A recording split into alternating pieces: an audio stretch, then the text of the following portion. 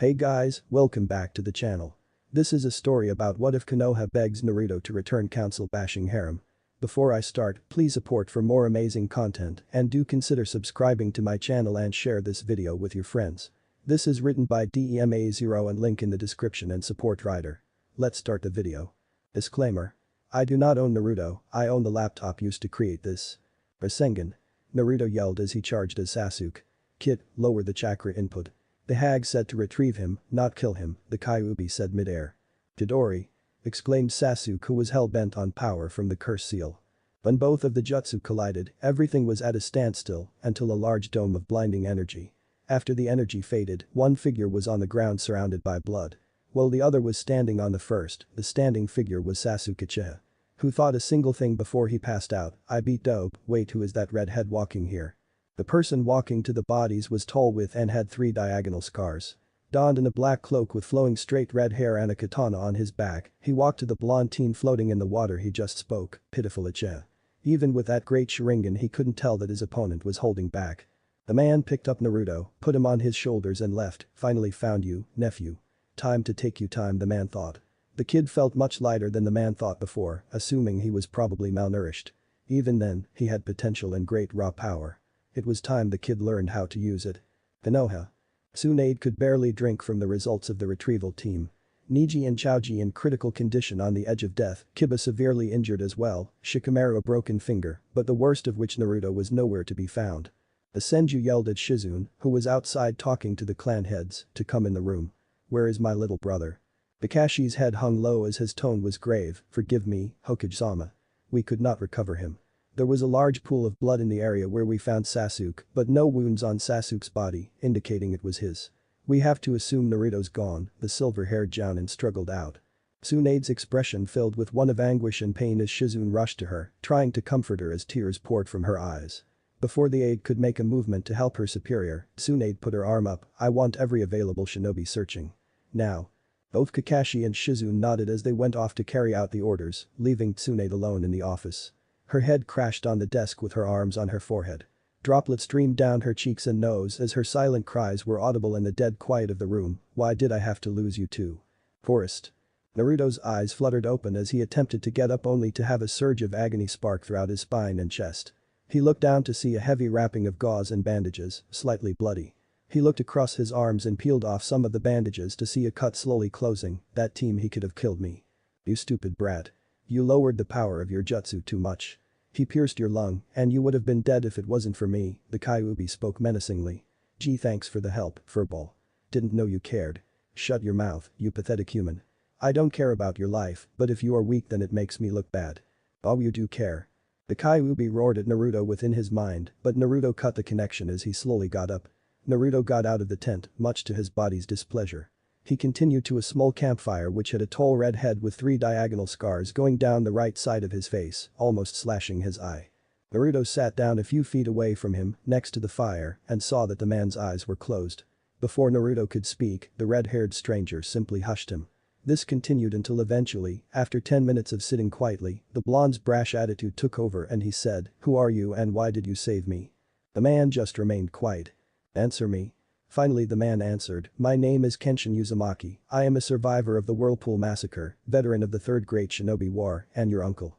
In the next 3 months, I will train you in the arts of the Uzumaki clan. Thoughts rushed throughout Naruto's head. He had family. He wasn't alone. He shouldn't have been alone. He should have had help. He should have been loved. Where was this person when he needed him? Where was he when the village mistreated him for years on end? Pain. Suffering. Hate. Kill. These words resonated through Naruto's mind as crimson chakra began to bubble. It quickly escaped his skin and encased his body, wrapping around it like translucent armor as Naruto's features became beast-like. With his teeth now fangs, fingers now claws, eyes now bloody red slits, the boy's roar shook the forest as birds escaped the trees, Rea. Disclaimer. I do not own Naruto, a Japanese guy does. I own the laptop used to create this. Where the hell were you? My life has been living hell because you weren't there. Naruto lashed out with his claws only to miss due to Kenshin's speed. Said adult pulled out a tag that said suppress and slammed it on Naruto.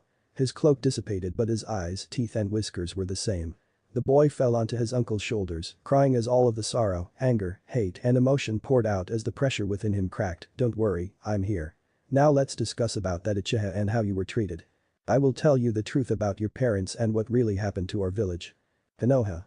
Kakashi. Explain what happened when you found Sasuke Uchiha. Tsunade commanded with such venom at the end, it would be enough to put Orochimaru and Manda to shame. When I arrived to the scene, I found Sasuke lying in a pool of blood. I rushed to him until Pakin informed me that it wasn't Sasuke's. But instead Naruto's, he wasn't anywhere to be found. All that was left was the Shadame's necklace and his Konoha headband, the copycat Nin explained with grief and sorrow in his voice. I'm sorry Minato-sensei, I promised I would protect Naruto. And because of my jutsu, he is dead. Everyone in the room felt some wave of sorrow. Hinata's eyes were puffy from crying as Temari tried to calm her down. Lee's tears streamed down as he had lost a dear friend and rival. Tenten was sad as well, but also worrying about her teammate, Niji. Ino was feeling grief and worry as well for Chaoji. Shino stayed silent, but speechless anger flooded his body as there was a slight buzzing in the air. All shinobi expressed some form of grief until a pink-haired Kunoichi spoke up as Sasuke Kunoke.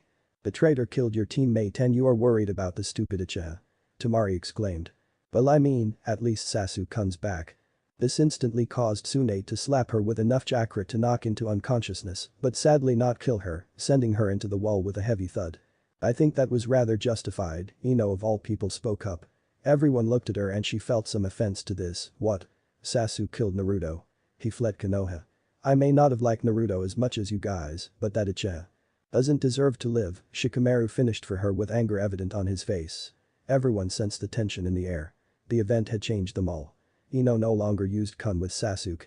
Shikamaru showed an emotion other than indifference. Lee stopped talking about youth for the moment.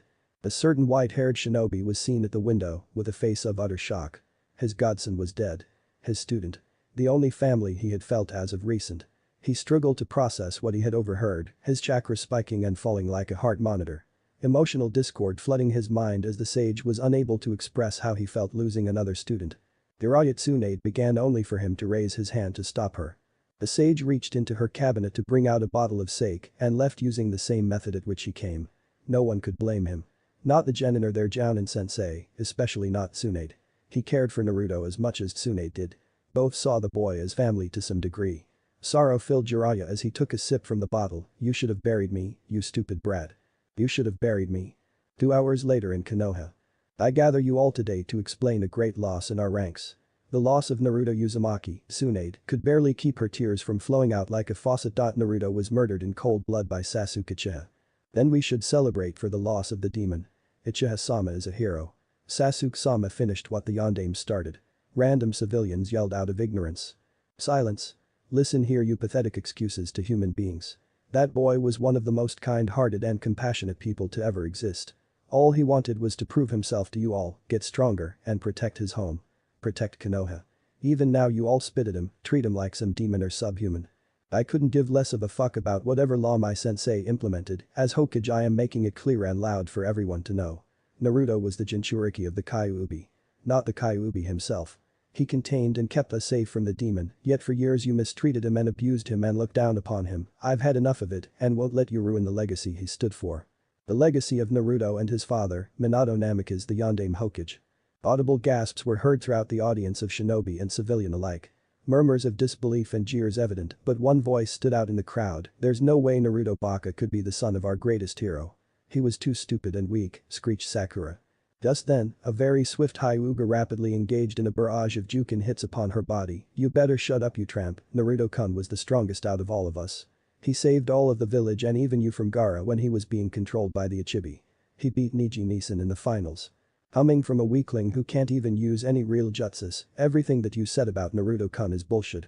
Everyone, and even the Aburams and Hyugas, were surprised to see that the brave ninja was Hinata Hyuga.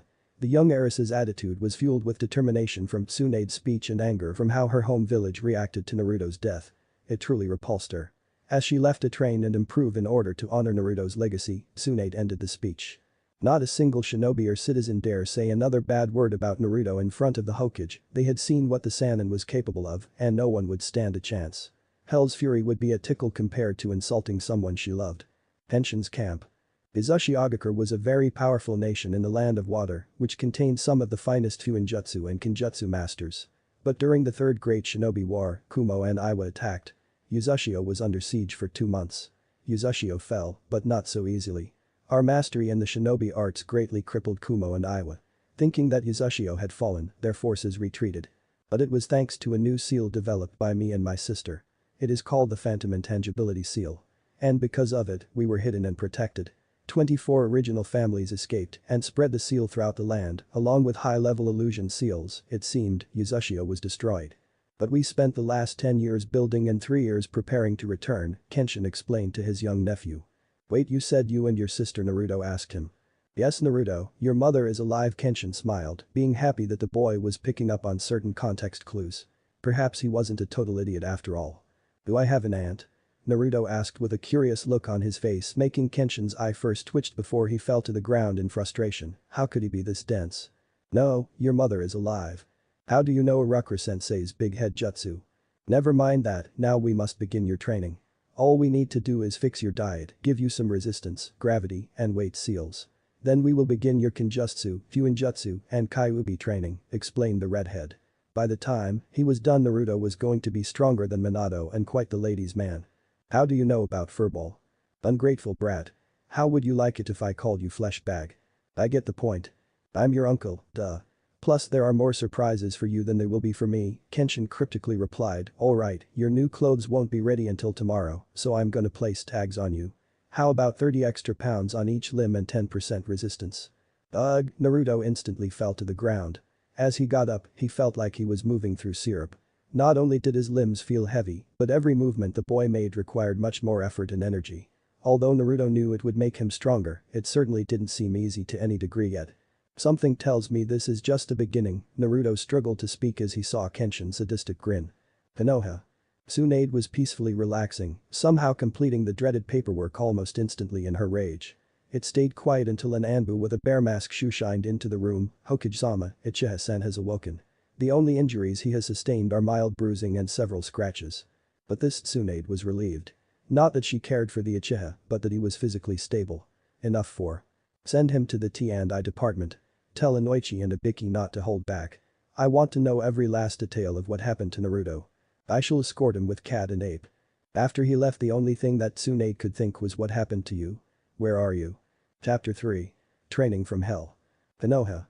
Pat, Bear and Ape along with 5 Jonin were in the middle of escorting one, barely injured Uchiha Sasuke to the I&T department. Until they were stopped by random civilians, the Civilian Council, Hamura and Kaharu. What do you Anbu think you are doing? Asked screeched Mibuyuki Haruno, a Civilian Council member. Under the authority of the Civilian Council, you are to release custody of Uchiha-sama to us. With that, a very stupid Jonin picked up Sasuke and almost gave him to the crowd. Almost, until Tsunade and Kakashi shoeshined to the district scene. Azana, may I request to be informed of what you are doing? I am give Sasuke sent to the council as requested. They are my superiors. Just then Cat hit a nerve on his neck. Everyone except Tsunade was aghast until Cat reached into his pouch and brought out a blank Anbu mask with the word root. Tell me, Cat. Where does the Civilian Council fall under the Shinobi Authority branch? No, we're Hokage-sama. The only council that is related to shinobi matters is the Shinobi Council. Also, the elders have no power under the Hokage's command. They are just advisors. Explained correctly, knowledged Anbu. You hear that? Rhetorically asked the young oldish fire shadow. Now, under my authority, you are to leave. Kenshin's camp. Naruto was in the process of running 2 miles, 50 push-ups, 50 pull-ups, 65 crunches, 115 jumping jacks, and 45 squats in order to get suited to his new seal movements. Every time he was suited to the seal's movement burden, Kenshin would increase them. Kyuubi, thank you so much for the gift of stamina from being sealed into me. Kit, I gave you healing, not stamina. It probably ties with your family bloodlines, that is so cool. Focus, your uncle is calling you. Yo Naruto, you seem used to use seals. So we can test them out. Come at me with intent to kill. Right now he sounds like Kakashi-sensei. Naruto dashed forward attempting to punch. Even though his seals were still activated, he never felt so agile. The punch was about to connect until Kenshin's right hand caught Naruto's left hand in a claw-like manner. As soon as he applied pressure to his wrist and joints, he couldn't feel them anymore. It was as if they didn't exist. I never said start. Kenshin simply informed to Naruto while regained control of his hand while Kenshin tapped on his palm. This guy is like Kakashi, and I fell for the same fight crap again. They both took 30 steps back, start. But unlike Kakashi, he didn't disappear. He ran forward just like Naruto and made a half tiger hand seal. Just then, Naruto felt freedom in his movements, his seal was deactivated for the fight. Still, Kenshin wasn't afraid of a little speed increase, he charged. Somehow to Kenshin's surprise, Naruto was actually connecting blows with him but not effectively. His taijutsu was barbaric and his stance was even worse. He was taking notes on how to improve his skills. So, I'll teach him the Guardian and Warrior Dragon Fang styles, emotion control due to his brash nature, and get him adjusted to his speed. 10 minutes later, the two were still fight, both 30 feet away from each other. Again they both ran, but this time, Kenshin slid under Naruto's legs, pushed himself up with his arm, and held his neck by his index finger and thumb. If you want to keep your body for thrashing out of control for the next hour, I suggest you back down Naruto. Naruto did just that. Good, that wasn't to see just your improvement, but also your skills. Now I can properly train you. So you better brace yourself for hell. More like a quarter hell, wait until he gets training from Kushina and Kyuubi. Konoha. Tsunade was peacefully crying until she heard fireworks and laughter. She looked outside and saw disgust, the village was honoring Sasuke for killing the demon. It was out of her control now, the only way she could stop it was by creating earth fissures to destroy most all of the village. Then Jiraiya, Shizuin, Asuma, Kakashi, Kurenai, Guy, Anko, Ibiki, Am, Taichi, Team 8, Team 10, and Team 11, Lee, Niji, and Tenten, joined the room and grieved for the loss. To the village a burden was gone. But really, Konoha's #1 unpredictable shinobi was gone. But to Tsunade, missing. But none of them could do anything about it. The next day. It was looking through the interrogation file results of Sasuke, who was currently hospitalized. For the prevention of paperwork, Inoichi just examined his mind. It wasn't the actions that mystified her, it was the brutal way he killed Naruto. Just as she was on the verge of tears, again, a red-haired man walked in front of Sasuke. Tsunade got a sketch of the picture. 3 months later. Sasuke was studying some old Uchiha scrolls to gain more power. Naruto was just a stepping stone, eventually Itachi's time will come. He finally found Madara's personal jutsu scroll, so he began reading. Sasuke was just being a council-spoiled brat and bastard, power-hungry traitor, until a golden flame set ablaze his scroll, and from the flames came a yellow dragon the size of a cat and 4.3 feet long. Surprisingly he spoke, "Alright, I see you're busy and I hate you, so I'll make this quick. I am Razashi. You I would hurt, but I have a message for you from someone you may know of. Boss up team. Guess what, I'm alive, faggot. And I'm coming back in 3 years with more power and strength than you could ever imagine. Want a hint, I'm learning the dragon arts. My teachers is Karawozi, the king of dragons. I hope you are ready, because in 3 years the Uchiha clan will be no more. Naruto Uzumaki Namikaze. P.S. Are you finally get that stick out of your ass or will you trade it for a tree?" Sasuke crumpled the letter and yelled at Razashi, "I demand you and your master train me and bow down at me. How about, no jackass?" Razashi disappeared into the golden flame, it was 2 minutes later that Sasuke realized that the flame destroyed, damn you dope. 2 figures walked through a dense forest. The first was 13, 5'7" and fit, had pure sun-kissed blonde hair, steel blue eyes and 3 whisker marks on his cheek. The blonde wore an orange muscle shirt, a black cloak with orange lining, and the kanji for Maelstrom on the back in red. On his back also were 2 regular 3-foot katanas. The other person was 6'7", muscular, had neck-length red hair, 3 diagonal scars on his face, he was dressed in a grey shirt with black lining, grayscale camo cargo pants, a white cloak with blue waves, and 2 large zanbatos. The pair were none other than Naruto Uzumaki and Kenshin Uzumaki. After 5 minutes of walking the blonde spoke up, "How much longer, Iro Kenshi?" The redhead's eye twitched and he yelled at Naruto, "Don't call me that. It's your fault I slipped into the women's bath."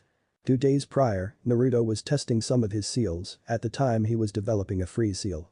So while Kenshin was still changing, Naruto activated the seal, put a genjutsu on the no frozen water, and hinged into a towel. Once Kenshin came in he ran to the water, only to find he was foot skating on ice, then he fell face first into the women's baths area or the hot springs. Damn, was it a painful beating. Naruto just smiled remembering the memory, suddenly both of the Uzumakis stopped in their tracks. Kenshin spoke up, "You sense the 12 bandits?" Naruto nodded and replied, "Yeah, they are 45 feet in front of us. Kurama's chakra infusion hided my senses even more. The gleam from their weapons and stench gives them away. I got the ones on the right, you get the ones on the left." Both swordsman continued until the bandits came out. One very brave or stupid thug spoke, "Give us your money, swords, and possessions, and we might let you live." Naruto just laughed quietly and said in his demon voice, "If you want them, come get them." The thugs ran at the 2 swordsmen who separated, Naruto just brought out his 2 katana, jumped in the air, twisted his body by 90 degrees, and yelled as he approached the bandits at high speeds, "Dual demon wheel." He started to rotate, and by the time the rogues realized that they were screwed, they had been chopped into 3 pieces. The first 4 had been cut, while the 5th was lacerated very deeply. Naruto's kenjutsu had cut many arteries and veins, including the pulmonary artery, all 3 carotids, both jugulars, the subclavian and axillary. He would die quickly in seconds. The last bandit started running, but found 2 blades at his neck. In a single movement and slursh sound, he had been decapitated. Tenshin just stood as the thugs surrounded him and grinned. He quickly made 12 hand seals and yelled, "Uzumaki art. Shinigami judgment." The scarred swordsman revived memories of every sin the bandits had done. "I judge you guilty." The first thug ran at him, but Kenshin just slid between his legs like he did with Naruto. Except this time, he slammed his index and middle finger on the head of the bandit. He repeated to do the same with the rest of the bandits. Suddenly the breathing of the 6 bandits started to increase and continued. One struggled to speak. What did you do? Kenshin just simply walked away with his nephew and spoke, "I hit your vagus nerve. It controls the body's heart rate and breathing. Your breathing will increase, and because your bodies cannot get all the oxygen you preciously need. Eventually you will die of asphyxiation. The perfect death for rapists, murderers, and thieves." 3 hours later, Kenshin stopped in the middle of nowhere and yelled, "Phantom Seal command. Deactivate." Suddenly Uzushio was revealed and Kenshin just said, "Welcome to Uzushio Naruto, welcome home." While he gazed in awe, Naruto was tackled by 2 females. The first was in her mid-30s, 4 inches taller than Naruto, hip-length red hair and sea-green eyes. The second was almost a carbon copy of the first, except she was 13, 2 inches shorter than Naruto, had blonde tips on her pure red shoulder-length hair, and 1-foot kadashi on her waist. When he got up he spoke, "Not to be rude but, who the hell are you?" The woman replied in a kind and sweet voice, "I am Kushina Uzumaki, your mother, and this is Masami, your twin sister." Both females started to cry with joy and a hint of sadness. Naruto was taken aback. "Kasan, Masami Amato." Demonic chakra surrounded Naruto exactly like when he found out about Kenshin, except it was more intense. Disclaimer. I do not own Naruto, a Japanese guy does. I own the laptop used to create this. Uzushio? Kasan, Nisan? Naruto asked quietly. His cloak continued to the version 2 phase. Kushina and Masami never felt so frightened in their lives. Kenshin slowly reached into his pocket for the suppression tag. Then the cloak started to fade and Naruto's demon features disappeared as he gained control. Yes, both of them simultaneously answered. All the 3 of them were crying. For Kami knows how long. It seemed like forever. But that was how long they had been apart. Now enough of this drama, tell me about your life in Konoha then, I will explain who you really are. Prince Naruto of the Whirlpool. A relieved and proud Kushina spoke. Nisan, were you treated like a hero for keeping the village safe from the demon? Masami inquired. Masami, you couldn't be more wrong, stated Kenshin. Naruto could tell by Kushina's and Masami's faces that they didn't know of his childhood at all. He couldn't blame them, the only reason his uncle knew was because Naruto him on the way here. Which explained his ruthlessness against the bandits. So Naruto clarified for them. In Konoha I was starved, beaten, neglected and despised just because I held the Kyuubi. Who isn't a bad person, it was a complicated. Not only that but when Uncle Kenshin found me, I was badly beaten by my own teammate, Sasuke Uchiha, the so-called demon slayer and prodigal Uchiha survivor, stabbed me with a chidori. This left the 2 female Uzumaki fuming with rage. But nonetheless, they were happy beyond comprehension of Naruto being alive. Only them 4 knew because Kushina told Kenshin to secretly recover Naruto from Konoha. As soon as Kenshin learned of this, he was even more excited than Tsunade on Happy Hour. Follow me, ordered Kushina as the Kenshin left to take a shower, but Masami stayed with Naruto. They followed Kushina to Naruto's room, if that was what you wanted to call it. It was bigger than the Hokage's central room. The room had a king-size bed, 5 cases of shelves containing jutsu scrolls, jutsu formulas, books, and other stationery. On the corner there was a desk which in front gave a very outstanding view of the village. But what surprised him was the 2 katanas that were similar to his, but completely blank, and the whirlpool headband which had the standard swirl. Masami left the room, which allowed Kushina to explain to Naruto how all this began in her life. Now, I can explain to you my story. Konoha. Danzo was sitting in his root office having a normal day until Sai informed him about discussing matters with him. Oh, did he really despise associating with him? It was immoral. But in the current situation, he was getting desperate. You requested my assistance with an important matter, a figure covered by shadows spoke in a sinister voice, so what can I do for you? I need you to find and kill Naruto Uzumaki, Danzo explained with his business, and yes, it's true, our plan to give the Uchiha the Mangekyou Sharingan failed. A mysterious figure emerged to the light, showing him as Orochimaru the Snake Sannin. I hate getting my hands dirty, so I'll have my spies locate him then, his face went sadist, execute him and send his head to you. Not necessary, but effective, informed the old warhawk. Uchiha District. Sasuke was pushing himself past his limits when truthfully, in the past month, the only thing he gained from his training was better chakra control. Ever since Kakashi had abandoned him, it was more difficult due to being only taught by old Uchiha scrolls. Scrolls couldn't tell you if your stance was correct or how to perfect jutsu. Most of the strong Jonin respected and were friends with Naruto, so they denied training him. Plus, he spent 6 hours total making sure he wasn't tainted by Sakura's being. She would always come to his door dressed and acting like a whore. But it was R-rating her that was the challenge. For the worst, once Kakashi told him of Naruto holding back on his Rasengan, which Kakashi noticed by the lack of damage to Sasuke's body. Kakashi knew of their clash effects, they didn't match in results he had with Minato. However you gain power, I will take it from you then kill you and Itachi. Nothing will prevent me from my goal. Not Konoha, not the Hokage, not Kakashi, and not even you. I will kill you. After his afternoon routine was completed, he found a scroll on his bed. He always left and read scrolls on his desk or outside. There was also a note attached. Sasuke Uchiha, these are some of my jutsu from my personal library. I believe you will use them well. If you need assistance on training, I will be in the Hokage building in room 215 from 9:30 am to 5:15 pm. Anzo Shimura. Finally, someone who recognized him as the elite he was, in his view. Now he could gain power and kill all those who opposed him. He sneered greedily. Hyuga District. Life couldn't be so sappy for Hinata. Her love was gone, but she was treated like a princess.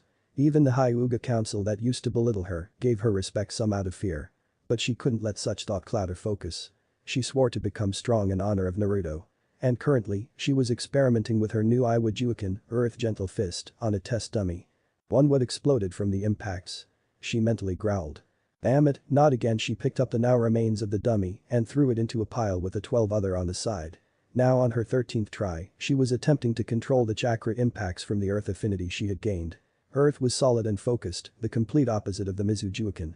Going for another try, a purple flame appeared and from it a dragon 5 feet long and big as a cat emerged. Suddenly it spoke. My name is Hiomi, do not be alarmed. I am to deliver a message for you on behalf of Naruto Uzumaki. On this information, Hinata perked up and asked, what is it? Please tell me. Hello Hinata-chan, do not worry, I am still alive. I was saved by my uncle who told me of how you defended my honor and expressed your feelings. I have the same for you. I blindly followed Sakura for no reason, not acknowledging your interest. Sorry that I can't explain much right now, but we can discuss the details in 3 years. I'm sorry I can't right now. Until then I will be training with my family. Also, your Iwajuken is created for external attacks rather than internal. It is a surprise tactic against foes who would dare underestimate you. Ask Tsunade for training, she would be glad to make you her apprentice. Remember, I love you and always will. See you soon my lavender princess. Naruto Uzumaki. Hinata started crying with tears of joy and relief and blushed. He called her Hinata-chan and his lavender princess. Soon she would see Naruto again and took his advice for the Iwajuken and Tsunade's training. Don't worry Naruto-kun, I forgive you. And soon, we will meet again. It's a promise of a lifetime. Hinata silently said to herself after Hiomi. Izishio? I was a very brash and impatient girl when I was your age. During the fall of the old Izishio, I was sent to Konoha as a symbol of trust. There I wanted to become Hokage and got stronger along the way. Unfortunately, I had a special type of chakra that Kumo was interested in. They kidnapped but about 1 mile away from the border your father saved me. Your father's name was Minato Namikaze. Years later, we got married and we're expecting you. But there was a problem, I was the Kyuubi's Jinchuriki back then and birth would weaken the seal. So during your birth a man with an orange swirl mask somehow controlled the Kyuubi and forced it to rampage, which left your father no choice but to seal the Kyuubi inside you using the Reaper Death Seal. Which at the time was an experimental Uzumaki Fuinjutsu. He died of the seal and in the process I also gave birth to Masami, luckily your uncle took her back to Izishio. I died of blood loss, chakra exhaustion, and shock from the secondary birth.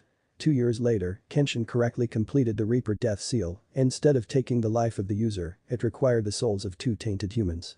Which is why I am alive, but according to Shinigami, it can only be used every 5 years. So after my revival, the Izishio citizens took me as their leader. And here we are. It took Naruto 5 seconds to completely identify all of the information until holy shit. Those Konoha bastards kept the truth from me. They will pay. Okay, so what now? Now, I will train you in the advanced Uzumaki arts. I assume Kenshin taught you the Guardian and Warrior Dragon Fang Taijutsu, taught you some Kenjutsu, and let you sign the dragon contract. Yay, Kyuubi gave me his fox contract and control over 5 of his tails. The next 4 will take a seal master to suppress his dark chakra. Naruto replied, informing his mother of the bond between Kyuubi and Naruto. Lastly, follow me to the royal balcony, Kushina asked Naruto, which he did. And when he arrives, he saw all of the Izishio citizens. Then Kushina started her speech. People of the Whirlpool, I have great news, my son, who was believed to be dead, is alive and has returned to his home. All of the people started cheering. I give you, Prince Naruto Uzumaki Naruto of the Whirlpool. The crowd cheered even more as they saw Naruto.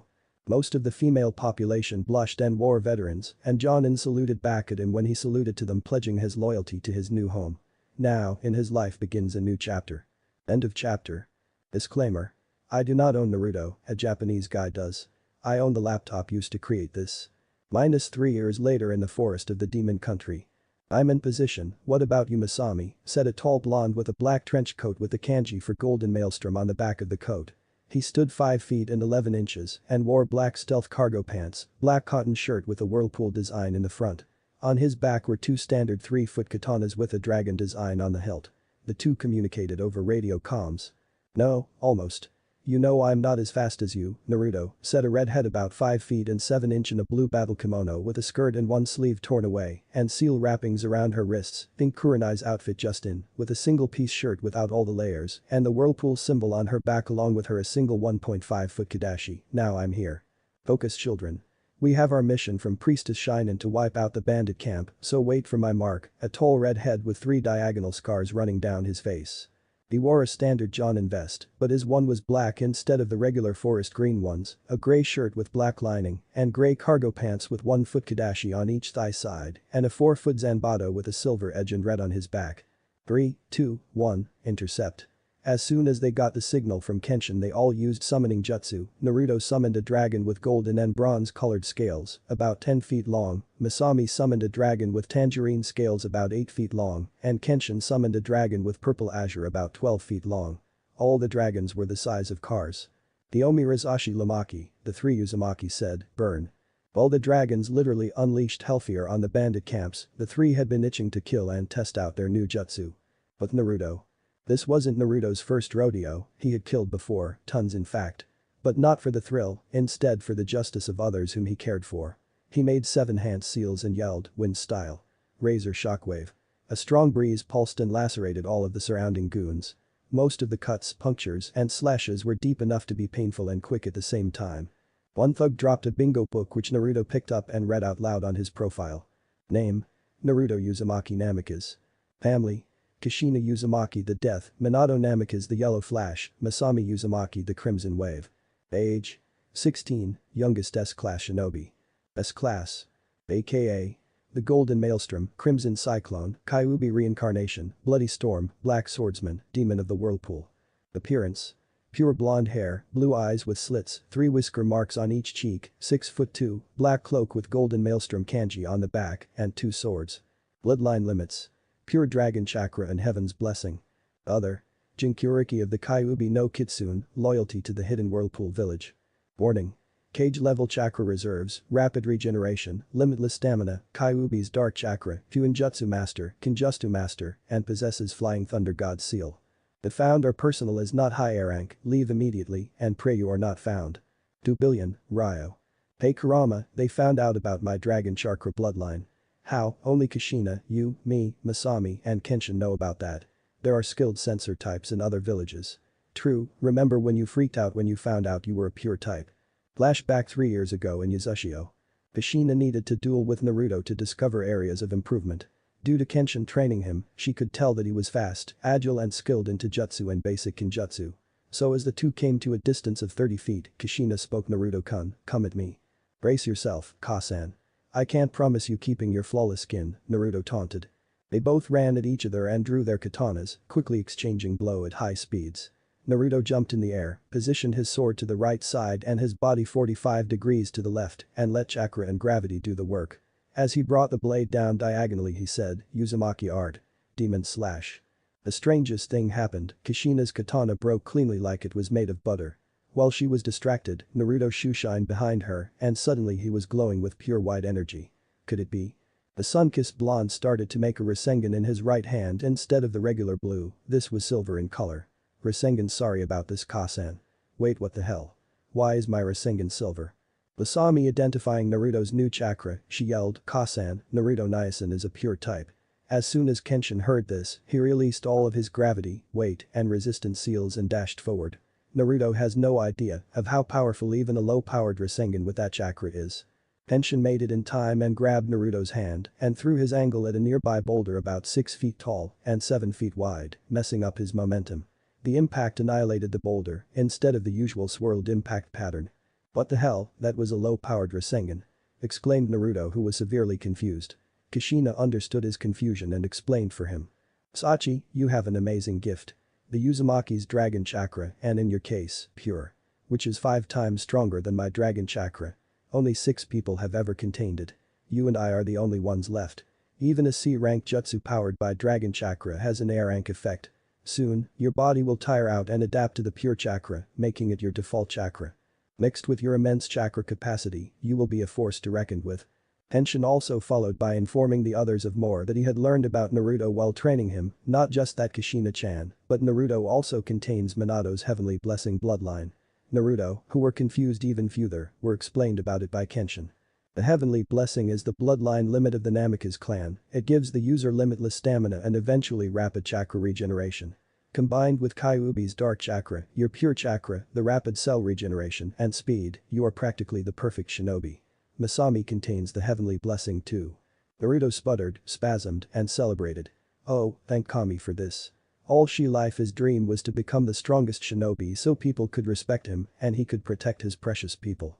And now he could. Flashback end.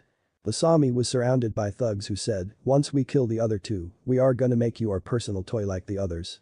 This enraged her, causing her bloodthirst to increase drastically. These men defiled women.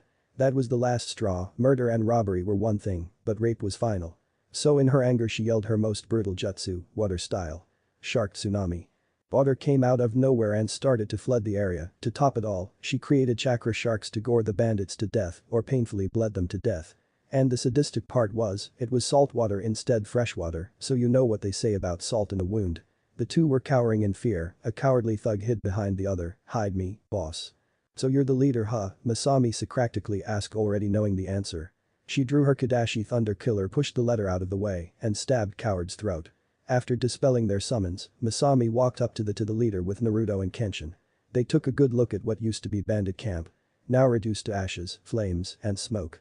Masami told Naruto about the slaves, instantly he emitted dark red chakra and sliced off the leader's hands, then cauterized it to prevent him from bleeding out. Where are the slaves? Tell me, or what makes you a man is gone. Did he sing like a canary? In the end, Naruto thanked him, then sliced his head off. The three went to a hidden underground room where they found the slaves. Don't worry. We are here to free you. Masami, I'm going to use the Flying Thunder God seal to teleport you home so you can get spare clothes for them. When you are done, tell Kasan to teleport you back here, why can't you? Do you want me going to off your clothes? Good point, even though he is my brother. Masami teleported away and came back in 5 minutes. So when the former slaves were fully clothed, Naruto teleported them all to Shinan's palace temple. Pretty soon, the three were on their way back to Uzushio. Hey Kenshin. Where were you the entire time? Hyomi-chan said you weren't on the battlefield. Masami asked. Who was answered by her twin brother, he was reading Jiraiya's perverted book, quarter-mile west of the camp. Masami hit him with the hilt of her Kadashi, which caused Kenshin to lose his balance and almost fall off of the tree branch he was jumping on. And to tease him even further, Masami commented, Naruto is right to call you Iro Kenshi. Damn you Naruto. Which Kenshin yelled at his nephew. Who then argues with him about being truthful. Masami just giggled at their antics. Uzushio 2 hours later. As soon as Kushina saw the lump on Kenshin's head, she just had to ask. Much to Kenshin's displeasure, what happened? Naruto and Masami simultaneously answered, Code J, and I think out can find out what the J is for. Kenshin, can I please talk to you privately, the Uzukage requested in a bittersweet voice. Naruto and Masami decided to grab their pay and shushin at least 100 feet away from the building. So they caught up with their friends in Uzushio, 3 years, and you can make lots of friends. Especially when you actually aren't treated like vermin. Iraku Hadouki was the first person to become friends with Naruto. Both were eating at a ramen stand that actually beat Ichiraku's. Naruto said that he was the fastest ramen eater in the world, which angered him. Naruto fought him and won. It seems they both had a void that they called a stomach. He was 5 feet and 9 inches, a bit chubby, with long brown hair and brown eyes. Usually wearing a green armor vest with simple forest camo pants. The Hadaki clan used the oil and acid in their food to fuel their fire jutsu. But Araku's mother developed a way to use the oil, internally heat it up and use enzymes to create acid, and use chakra to manipulate it like water, after spilling it out of their mouth. Uda Hayabusa was the only person that could almost match Kushina and Naruto in Kenjutsu. Except he used a thick 6.5 feet Zanbato, which was better used for powerful, heavy strikes. It was speed and agility that helped beat Udik. But then again, Naruto only studied Kenjutsu for 1 year the last time they fought, while Udik practiced for 9 years. He was 1 year older than Naruto, making him 17 and 14 when they fought. He had blue hair and a ponytail, 6 feet and 7 inches. He wore mostly black samurai armor with a whirlpool dessing on his shoulders and chestplate. His sword was located behind his waist.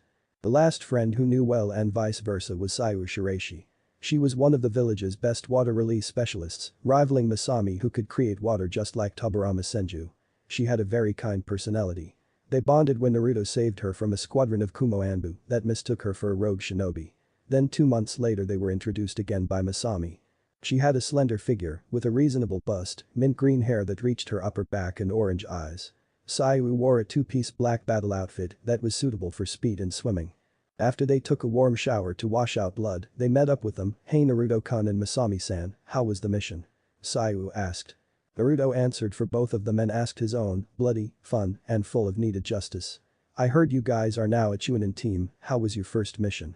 "Really boring, all we did was hunt some bears, hogs, and deer in the forest. No creature was skilled enough to give me a challenge," Udik answered, and it was no fact to them or anyone who knew Udik that he was always looking for strong and worthy opponents with honor.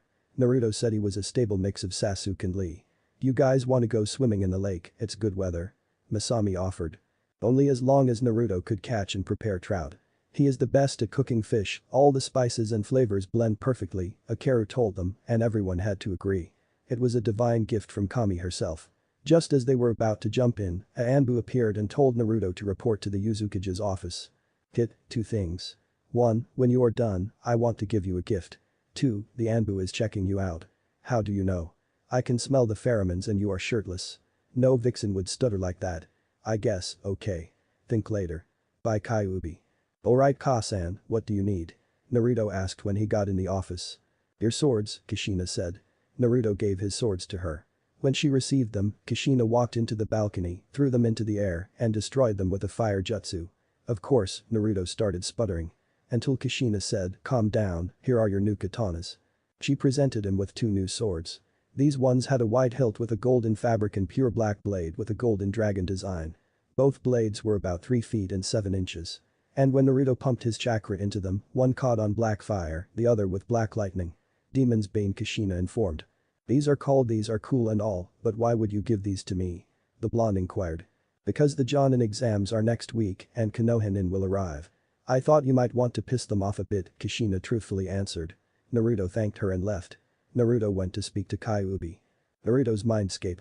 The Mindscaper was different now that Kyuubi and Naruto had bonded. Instead of a sewer, it was now a luscious forest. "Alright Kyuubi, you wanted to talk." "Yes, I want to give you a little gift." "What is it?" Kyuubi then brought out a wicked-looking claymore that was pulsing with demonic chakra. The blade was silver with glowing gold kanji for Soul Redeemer, and the outline of the blade was blood red. The hilt was black with blood red fabric. "Kyuubi, why are you giving this to me?" "Because, I am dying kid." End of chapter 6. Important info below. Disclaimer. I do not own Naruto, a Japanese guy does. I own the laptop used to create BTW 3036 words. That is a record for me, should I top it? Chapter begin. "What do you mean you are dying, Kyuubi?" Naruto asked on the verge of tears. You could hear a crack in his voice as he spoke. "I mean, you are absorbing my chakra. As you know, Biju are pure chakra beasts. It is our flesh, blood, hair, out entire physical being. Once you control and absorb all my chakra, my soul will seal from existence," Kyuubi explained. "How long do you have?" "Around 5 weeks. There are few things I regret. Me not being able to train you longer and telling you my name. I thought you were RNNN. Whose name is Nine-Tailed Fox Demon. My true name is Kurama, huh. Don't wear it out, kid. Life is too short, make your difference in the world count," the 90,000-year-old fox told the young boy, "Now clean up and go back to your friends." Naruto did and exited his mindscape. He had spent his entire life with Kurama. Whenever he was hurt, Kurama healed him. Whenever Naruto was lonely or sad, Kurama comforted him. There wasn't a minute where Kurama hadn't helped him. "Don't worry, Kurama-sensei, I will do all I can to save you. It is a debt I owe you." Izushio, out of Naruto's mindscape. "Alright guys, sorry about that," Naruto apologized. It was a matter with the Jonin exams. "Naruto Nyasan, is that village coming to Izushio?" Masami questioned with venom at the mention of it. "Do I really need to mention which village it is?" Naruto nodded. Suddenly the temperature dropped around 15 degrees. None of the five felt it because they caused it. All of Izushio knew of the treatment Naruto received. Sayu couldn't believe of Konoha's ignorance, and if you hadn't figured out about it being Konoha you need to read more fanfics. Konoha couldn't tell the difference a scroll and a sealed kunai. But the Kyuubi wasn't even evil, he was being controlled. Of course they were too blinded to even investigate. Akaru had more violent and angered thoughts that would betray the rating of this story. Let's just say it involves acid and kunais going up someplace it shouldn't. And that was being brief. Udic was taken aback by how blind the mighty Konoha could be. Naruto was a person pure of heart, honor, courage, determination, and a will to fight for those he wants to protect. The day they had betrayed him, they had sealed their fate. "Don't worry Naruto-kun, those Konoha pigs will get what's coming for them," Sayu told the Jinchuriki. Then Udic also told him, "Sayu-san is right, those who with no honor and crimes against the innocent will have their price to pay. And in this case, they will pay dearly." "Thank you, now let's get this fish cooking, water style." "Reverse whirlpool." Naruto shouted. Making a whirlpool was basic, but creating a reverse one that literally created a cyclone pushing loads of fish out of the top was difficult. But a stable water style user could have mastered it in about 4 to 6 weeks. It would be an easy target for Uchihas, except of the use of nature chakra, which could not be copied. Uzumaki's mixed nature chakra and their own jutsu to prevent being copied and increase in strength. Soon enough, it was raining fish for 30 seconds, which causes plenty of fish to accessible. Naruto quickly used Flying Thunder God to teleport home and fetch his spices and tools. Then he began his magic. While Naruto roasted and prepared the fish, Udic, Masami, and Akaru gossiped and talked. They told each other a bit more than necessary due to the strong effects of Kumo's sake. Akaru had a crush on a girl called Tomeo Arazu. They were distinct cousins of the Nara, but had the opposite type abilities. The Arazu clan mainly controlled UV rays and combined them with chakra to literally control light. But there was an extent to their abilities. Just like the Nara, their abilities decreased in power after each long use. According to lore, the Nara were the defense of the clan, and the Arazu were the offense before they were separated by the First Shinobi War. How the Izushio works was that the village was created by the Uzumaki clan and then other clans joined due to the skill and freedom they were offered. And unlike other villages, they didn't believe in super soldiers, breeding, and clan importance that was the catalyst of Izushio. After all the spices were set, the fish was cut and the shadow clones were dispelled, all of them thanked Kami for the food and bit into a little piece of heaven. The taste was spicy with lemon to give it a rare tangy taste, and the onion slices and leeks just made it better. Akaru never lied about when it came to how food tasted. After they were done, Naruto walked all of them home. Masami was exhausted mostly, so Naruto had a shadow clone take her home. True Flying Thunder God would be faster, but he didn't want to get lazy. The rest were sober enough to walk, while Sayu was full out wasted. And those bottles were a gift from the Tazuna on his 14th birthday, much to Kushina's surprise and displeasure. It was a good thing Naruto didn't have a sake addiction, or any at all. His ramen was almost depleted after realizing that ramen would stunt his training and reflexes.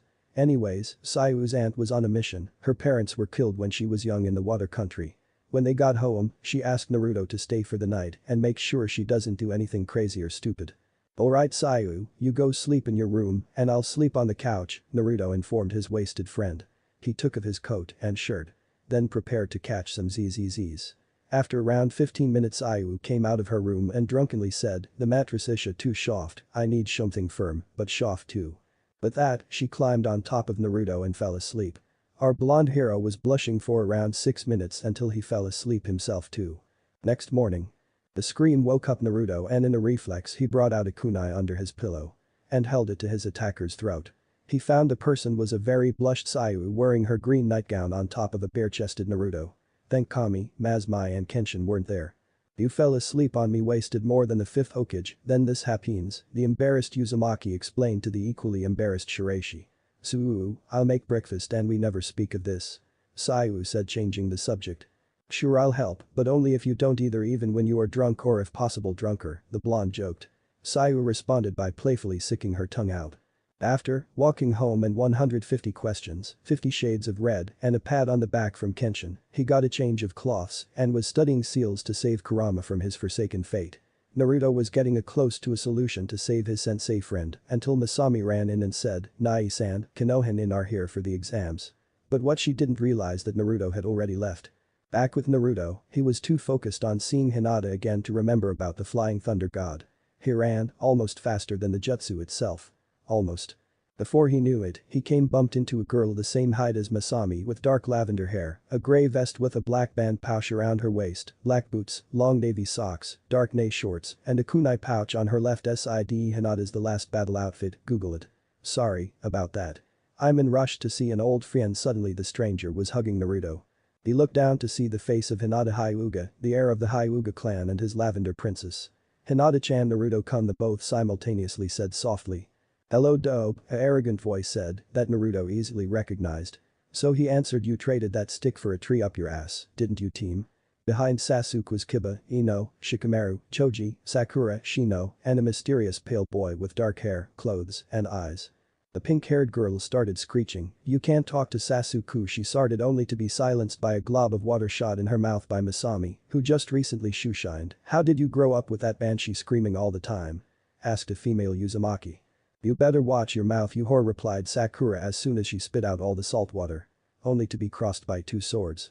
The first was one of Naruto's demon bane, the other was very larger due to it being a Zanbato 1.5 feet wide. Udik had appeared with Ikaru and Sayu. "The only whore here is you," Udik said. Everyone except Sasuke was either laughing or preventing from. When Sakura finally had enough courage to reply, he screamed, "Who do you think you are talking to? The heir of the Haruno clan. I am Masami Uzumaki, secondary heir and princess of Uzushio and known as Heir Ankh-nin, the Crimson Wave. And by the way, the Haruno clan is just full of useless merchants." Everyone paled. They all knew of her ruthlessness to those she opposed. Whereas Sasuke was interested in her strength and beauty. She could bear her with strong Uchiha spawn. And he would control Uzushio. After learning of its return, he researched about its power and thought by learning the clan's secrets, he would be able to become unstoppable. So he was stupid enough to say, "Come with me back to Konoha, there is much I can give you there," only to be chakra slapped by Naruto, whose chakra released ninjutsu revealing his blue slit eyes, more defined whiskers, and sharper nails. "Don't you dare say that to my sister." Everyone who didn't know gasped in surprise except Froshino, who remained stoic. Sasuke surprising started sputtering, "BB but TT that means you are the primary heir to Uzushio." Naruto Uzumaki Namek is Prince of the Whirlpool, and as an extra the Golden Maelstrom, Crimson Cyclone, Black Swordsman, and Jinchuriki of the Kyuubi, Naruto clarified to his former teammates. "So what, I'm still gonna kick your ass just like 3 years ago. Team, we both know that I was seriously holding back. If you want we can see in the exams on who is stronger, me or you." Sasuke walked away and Sakura turned to Naruto and his new friends to speak, "But, Haruno, you say one word and I personally promise you that you will not walk for the rest of your life." But that she blindly followed Sasuke like a lost puppy. Everyone was silent after Sasuke and Sakura left until Ikaru spoke, "So anyone wants something to eat, Naruto is literally a killer chef and I know good restaurants." All the Konoha stomachs growled like Kyuubi. After all, the journey to Konoha to Uzushio is pretty long. Yes. All of them agreed, mainly a certain Akamichi. "So Naruto, how did you survive?" Shikamaru curiously asked. Naruto simply said, "You will find out soon." Shikamaru just muttered the Nara troublesome. Ino also asked, being her curious and straightforward self, "How do you look so hot and when did you learn to use a sword?" "Thank you Ino, I have been using a sword for 3 years and 7 months. And the answer to the first question, well I train a lot." The group continued to ask Naruto similar questions, he said cryptic answers in return. Kurama warned him about the new guy, whose name was Sai. He replaced Naruto's position after his disappearance. Apparently, Kakashi abandoned Sasuke who was later trained by Danzo. Anko trained Ino, which made her a better interrogator. Hinata was trained by Tsunade thanks to Naruto, and she eventually mastered both of her affinity Juiken. Sakura demanded to be Tsunade's subordinate and also trained by Kurenai so she could impress Sasuke. Most of the clan heirs were taught family jutsus. Except for Kiba, who was trained under Kakashi for his strange lighting affinity. Usually Inuzukas had earth, but Kiba was considered inherited his father's affinity. Because technically, he was never part of the Inuzuka clan. Also embarrassingly, Sasuke had only had his Chunin rank for barely a year because Tsunin forbid him from joining any Chunin exams. Until the civilian council got in the way again. After another hour the remaining Konoha 12 left. And Yuzashio Nins went to bed, sober this time. John in exam building. Naruto wasn't mad, he was just severely disappointed to the level of anger. Instead of the forest scroll retrieval, they had to do an obstacle course. The third member of Naruto's team arrived. He was out for a few days because he was sick with some disease called Ebola or something. Ryu Warasui, according to Kushina, was the village's top ninjutsu user. Their last teammate died 2 years ago from an ambush by Iwa Anbu trying to capture Naruto. It was at his death, Kurama's dark chakra and Naruto's pure chakra somehow fused to create chaos chakra with its own type of jutsu with limitless possible lights. Kurama said it could become a bloodline. After the death of his friend he formed into Kurama's version 1 cloak, except the color was shifting between a fade silver, dark purple and black. After goring the squads to death, he shredded the leader's legs with a Chaos Rasengan, then told him to crawl back and tell him what would happen if I would try again. But like all exams, there was always a written portion. Much to Naruto's annoyance, but this situation gave him a chance to use Dark Chakra to scare off the weaklings. And maybe as a bonus, the Proctor too. He focused then released Kai with Chakra, sure enough it did have the result he was looking for, this was his home, so he made sure it didn't harm anyone, but still scare them. But he could see from 2 rows away, while a team was leaving, a janitor was cleaning a certain puddle. Naruto glanced at Sasuke's face and saw a look of shock plus horror. Now Naruto wasn't a sadist, but it was funny and pleasurable to him. Finally the fun part had arrived. He may not be the best in class which he was given a proper education, and now practically was, but on the battlefield, he was a cyclone as they say. When the remaining 30 teams got to the area, they saw 2 obstacle courses with the same obstacles and traps. They would be judged by 3 people on either intelligence, speed or effective. Hinata went against a grass nin and easily won due to her Byakugan. Sakura struggled against Ryu, but both won, I had her win, so I could have someone beat her up in the prelim spoiler. Long story short, everyone won regularly except for Choji who used Hid Meat Tank Jutsu to roll past and destroy everything. Sasuke had set a record time of 10 seconds by Naruto 3 years ago, which he bragged to him about. When it was Naruto's turn, he simply just threw a kunai through the mess of metal traps and used the Flying Thunder God Jutsu to teleport to the end in 2 seconds, mystifying everyone. And causing a certain raven-headed traitor fume with jealousy and anger. So team, can you beat that or is it that the great Uchihas have no skill or capability for Fuinjutsu, Naruto said which agitated Sasuke even further. Sasuke was about to say his comeback until a voice of authority spoke, according to the Uzukage, a preliminary round will be executed due to the number of candidates for th present exam. The board will randomly select 2 candidates who must duel. Taijutsu is recommended, but Jinjutsu and Ninjutsu are also allowed. No jutsu above low A rank level will be allowed. No killing will be implemented. Any who do not undergo these rules will be charged with assault crimes and terminated immediately from the exams. Do you agree?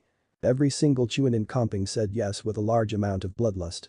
The only thing Naruto thought at that moment was, now the fun can begin. Chapter end. Disclaimer. I do not own Naruto, a Japanese guy does. I own the laptop used to create this. Without further interruptions, the fun can begin. Muahahaha. Seriously, thank you. Chapter begin. Finally the fun can begin, what do you think Kurama? Kid, you're starting to scare me. The teams were taken to a much larger room. It was almost like an arena, except it was indoors, the arena was separated into 2 floors. The top was for spectators and other combatants to watch, and the bottom was for the fighters. It had a stone flooring with several rocks to hide behind, on the top right was giant bulk board that displayed the fighter's name, photo, age, village, and the winner, if any. The teams jumped out of the battlefield, just then a tall man with red hair and 3 diagonal scars, Cyclone shoeshined into the room and spoke, my name is Kenshin Uzumaki, and I will be the proctor for the preliminary and final round. Shikamaru Team 10 was on the left. Followed by Hinata's Team 8. Which was near Naruto's Team 9, which was followed by Sayu's Team 6, then Tomeo's Team 5. The farthest was Sasuke's Team 7. The Combatant Selection Board, CSB, started to randomize then stop on Ikaru Hadouki of the Whirlpool and Zekai Varauko of the Mist. Both shinobi jumped onto the field. Hajime. Kenshin spoke. Zekai charged forward preparing hand seals, hidden mist jutsu, Zekai took this time to attach explosive tags on his kunai. But by after he prepared 2 tags, he heard his opponent yell, fire style. Searing smog, a dark gray smog started to cover around the area. Ikaru jumped, then clicked his tongue, setting of the smog to explode. When the smoke recovered, Zenkai had minor burns on his arms, legs and back. Some of his clothes were singed, but he was still able to throw his 2 kunai. Ikaru barely managed to complete the 8 seals for acid style. Corrosive bullet, which effectively melted the tags and kunai. Zenkai blacked out from the burns which were started to blister even further. Winner, Akaru Hadaki, Kenshin announced as the medic hurried to stabilize Zenkai. Akaru went back to his and Naruto's team. Naruto started to congratulate him, "Hey Akaru, nice tactic. You managed to release the mist and smoke him. I must agree with Naruto-san, your effectiveness is unmatched. Udik, stop talking like a poet and just tell Akaru-san he did good." After the ashes were cleaned up by a quick water jutsu, the next round was ready. The board once again randomized then landed on Ryu Wasaroi of the Whirlpool and Sasuke Uchiha of Konoha. The two fighters arrived at the floor ready for an all-out brawl. Hajime. The Uchiha quickly made hand seals for around 0.3 seconds, a certain jutsu name was yelled, summoning jutsu. A giant hawk with black and grey feathers with a red beak appeared. Then Sasuke told the hawk, "Levizu, combo 1, yes Sasuke-sama." The dark-colored bird flew up into the air and starting doing a barrel roll midway Levizu's feathers hardened into metal. The living bird made of metal, this certainly was intriguing even for Naruto who had a 90,000-year-old fox demon in his stomach. Just when the crowd thought it was over, Sasuke used fire style. Phoenix flower on the hawk. But except of catching on fire, the fire burned on the skin without injuring Levizu. Sasuke called it the pyro drill. But Ryu was no fool, he was friends with Naruto, so he knew all about the great Uchiha. He also knew he couldn't see through his opponent's Jinjutsu without his Sharingan active. Due to that conclusion, when the blazing bird hit Ryu, his figure just waved out of existence. Ryu had outsmarted Sasuke's ego using a simple academy clone.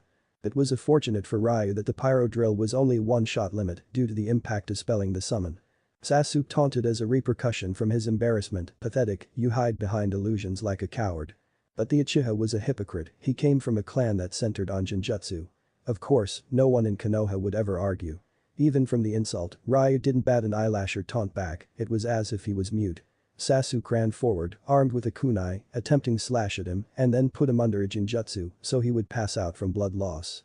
However, nothing as such happened, the boy was using a strange taijutsu for countering his movements and pushing him back. And when Ryu had enough distance he made 15 one-handed seals for 9 levels of hell. Level 1. Unlike other Jinjutsu, this actually caused physical injuries based on the applied level. No human could survive past level 4. As the Jinjutsu was cast, Sasuke was tied to a wooden post and tortured the person he hated the most, Itachi Uchiha. Even though his injuries weren't serious, they still hurt. The Uchiha barely managed to dispel the Jinjutsu thanks to the Sharingan. When he did, Ryu was vulnerable, so he ran to him with his family Uchiha Interceptor Taijutsu. The result was a battered but walking Warisoi dot. So Kenshin announced the winner Sasuke Uchiha. The shrill of a single fangirl cry was heard. Oh, the temptation for Hinata to just fight her, hint, hint. Otherwise there were a few quiet claps. Ryu returned to his team. Naruto gave him a pat on the back for his hard work. Mastering a demon Jinjutsu from the Kyuubi himself was not easy, especially when the user wasn't half demon. The answer to what Naruto said, Ryu just made several hand signs, yes, Ryu Waruya was mute. Of course Ain language was a skill Naruto learned when he met Ryu. The matches continued. Again, Ino's match with a very sensitive Rain Nin was a tie, Shino barely won his match, almost all of his chakra gone. Most of the Konoha teams matched ended in ties, even a few in wins. But otherwise only Sasuke and Shino had won. Finally an exciting match happened when the Seb selected Kiba Inuzuka of Konoha and Yuta Hayabusa of Yuzushio. Both combatants prepared and got in their respective stances. Kiba with Akamaru and Udik with his mortal wrath Zanbato. Bark bark, bark bark bark. Akamaru told Kiba from his bark. The only people who could understand was Kiba, being from the Inuzuka clan. And Naruto, due to him being able to understand the canine language because of his fox summons. Basically, Akamaru told his master that Udik was a very strong opponent and he needed soldier pills just in case. It's best if I stay away from close-range combat.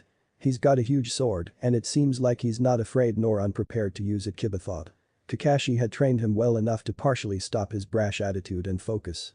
Kiba weaved, that is the correct term for making hand seals, several hand seals and yelled, lightning style. Wolf's gale. Static electricity surrounded Kiba, which only meant it was for a combo jutsu. Ready Akamaru. Bark thunder tunneling fang. But that his speed almost doubled as he approached Udik, who just stood there, at high speeds. Udik continued to stand there until, Earth style. Terror trap.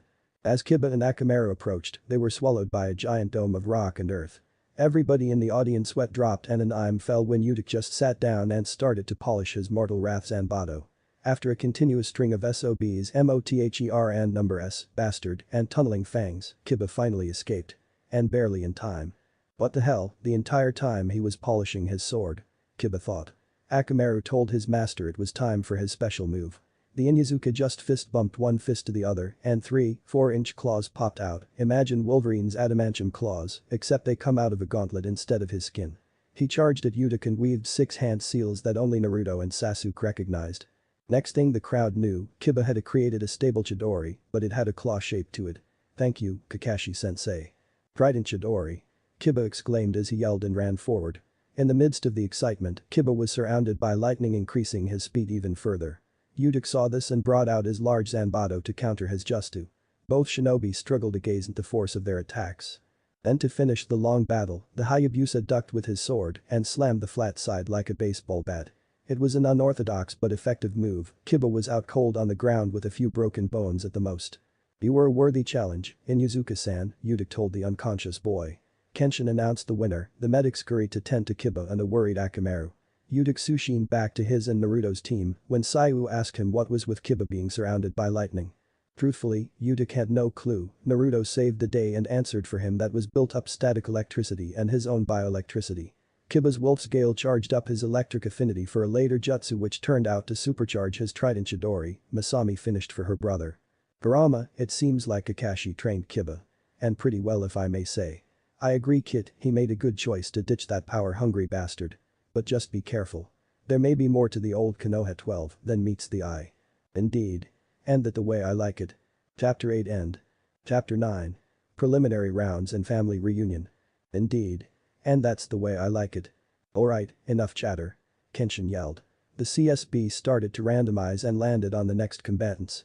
May Hinata Hyuga of Konoha and Sakura Haruno of Konoha please come down for the next fight. An. It is the moment you have been waiting for. Both fighters arrived, one lavender-haired mainly came faster than the other. Kenshin could tell by her chakra intensity, this would be personal and possibly bloody. Whatever Hinata had planned, hell hath no fury like an angry Hyuga scored. Are you ready, you Hyuga whore, Sakura taunted. She still thinks she, a shinobi wannabe, could beat a self-trained Hyuga prodigy.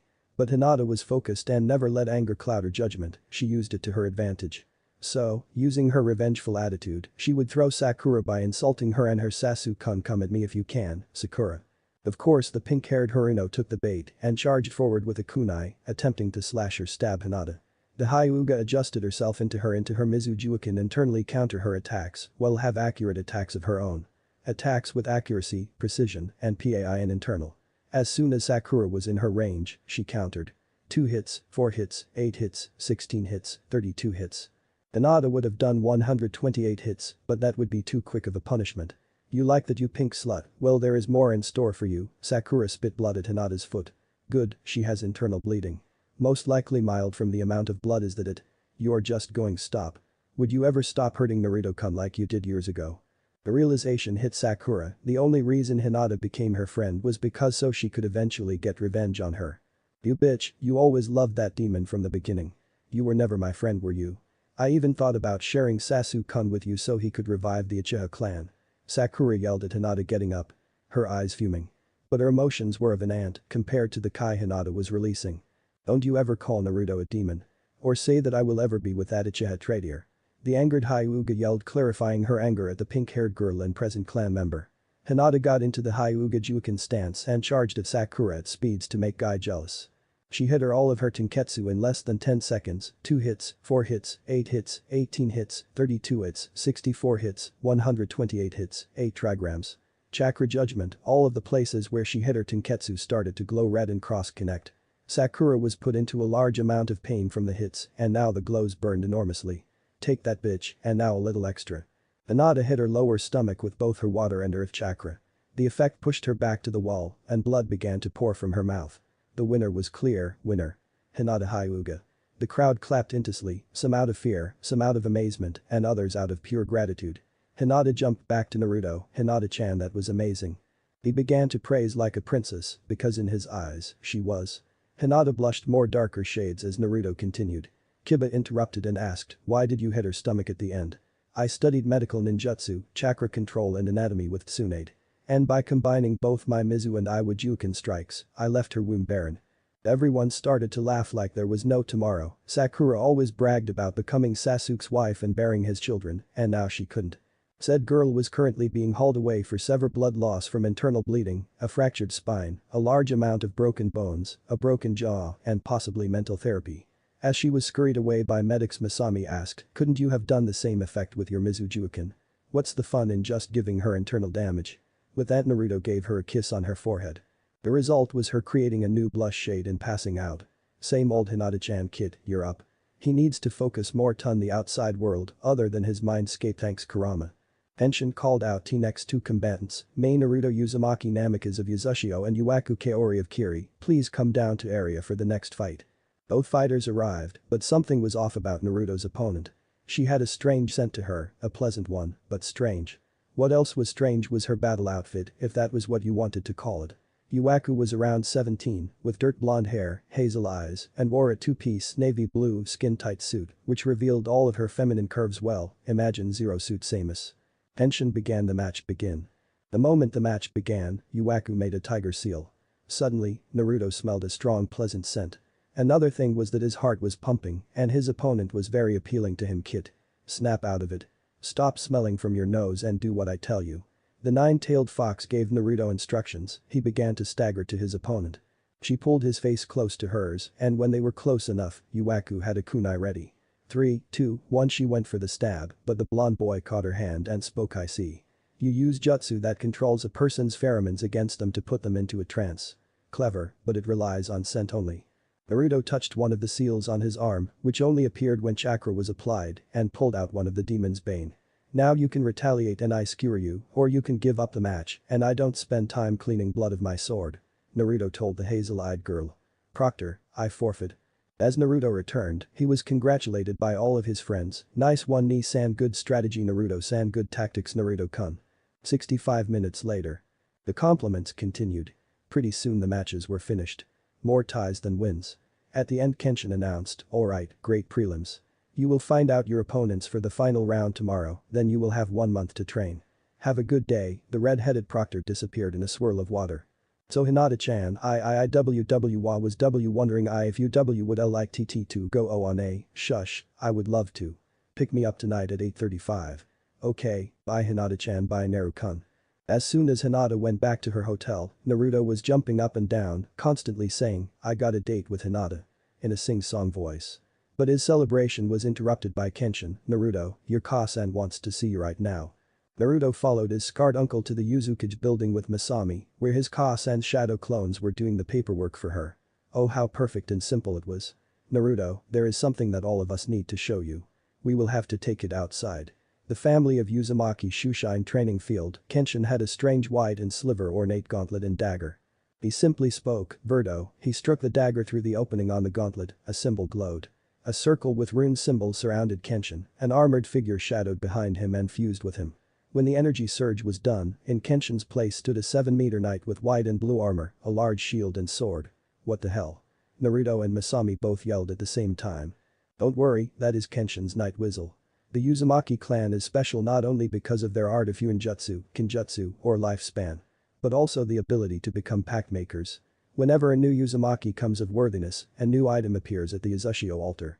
Then we fuse with these knights if they accept us, and we are allowed to use their power. And it is time for you and Masami to choose your own knights. Ah-san, which ones do we get? Masami excitedly inquired. Kushina answered, for you Masami, you have been chosen by Davina's the Black Knight or Ebonwings, grab the sword and repeat after me. But before you do, take around 30 steps back, Masami did as she was told and repeat what Kushina told her. She began to chant, O Denivas, deliverer of dark and dread, ruler of the ancient shadow, grant me your power. Verdo. Masami was surrounded by black energy from the large black sword, soon a 5.8-meter figure emerged. It was feminine character in black armor, wings with black feathers, a decent bust size, and slender body shape. Her head was of a hawk, and the sword she held was crossed between a lance and a blade. Cool, the figure spoke with a light but ancient echo-ish voice. Now to turn back, just think of your human form, Kenshin told her. In a small burst of dark energy she was back to normal. And me? Naruto asked partially with impatience. For you Sachi, Larvain the Dragon Knight. Grab the belt, throw it in the air and chat what I tell you. Naruto did, O Larvain, Vermilion Drake, leveler of ancient lands, grant me your power. Verdo. The belt fastened to Naruto's waist perfectly and started to glow sea green. A rune circle appeared around Naruto as he transformed into his knight. Suddenly, a dark gray warrior with wings and a trident appeared. His eyes were emerald green, the knight had a very muscular build, his trident was 9 meters long, and the middle was a 2.5-meter blade, making it longer than the other spears. Epic. Spoke Naruto with the same ancient echo voice. He turned back into human form. Now that the knight part has been explained, I have a second thing to tell you, Kushina told her 2 kids. What is it, Kasan? Remember how the Reaper death seal works only every 5 years? Of course, that's why you are here. Well, tomorrow marks 5 years, and tomorrow is the day your father, Minato Namikaze, will return. Chapter 9 end. Chapter begin. Naruto and Masami could only mutter 4 words, Dad is coming back. Konoha. Root base. Danzo was having another day of being a good all-covert warmonger who blames peace for his actions and filing paperwork. How Tsunade deals with this torture called paperwork, I will never know, so now he shows up his face. You can come out of the shadows, Orochimaru. How did you know I was there? I have an Anbu-level suppression seal. Orochimaru inquired. Danzo simply answered the obvious, your chakra and how twisted it is. But enough of that, we had an agreement. You give me the Kyuubi and I give you Sasuke. Orochimaru had the darkest soul for Human, not really, they do not know of Naruto. Chakra is represented by the color. The snake Sanin's was purple, whereas other people's was green or blue. Those pure of heart were white. There was a myth of certain strong individuals who survived through the worst experiences and remained sane and good. They were blessed with silver chakra, and he believes that Naruto has it. Orochimaru just chuckled evilly and answered, well, that brat was difficult to find, but I received information 2 hours ago on his location. And those 3 years, he was most likely training to get stronger. Would you want a weak untrained weapon or a strong, elite one? Danzo was taken aback, he used his tactic against him, fine, but do not fail me next time. When will you retrieve him? Give me 1 month, Orochimaru replied. He could see the confusion in his face, listen carefully. This is what I have planned. Hokage building. Just another day of being Tsunade. Sake in the damned paperwork. I and finished. I deserve more sake, Tsunade thought as she opened another bottle. She brought tea bottle to her lips until the flooring in front of her cracked and a tree emerged.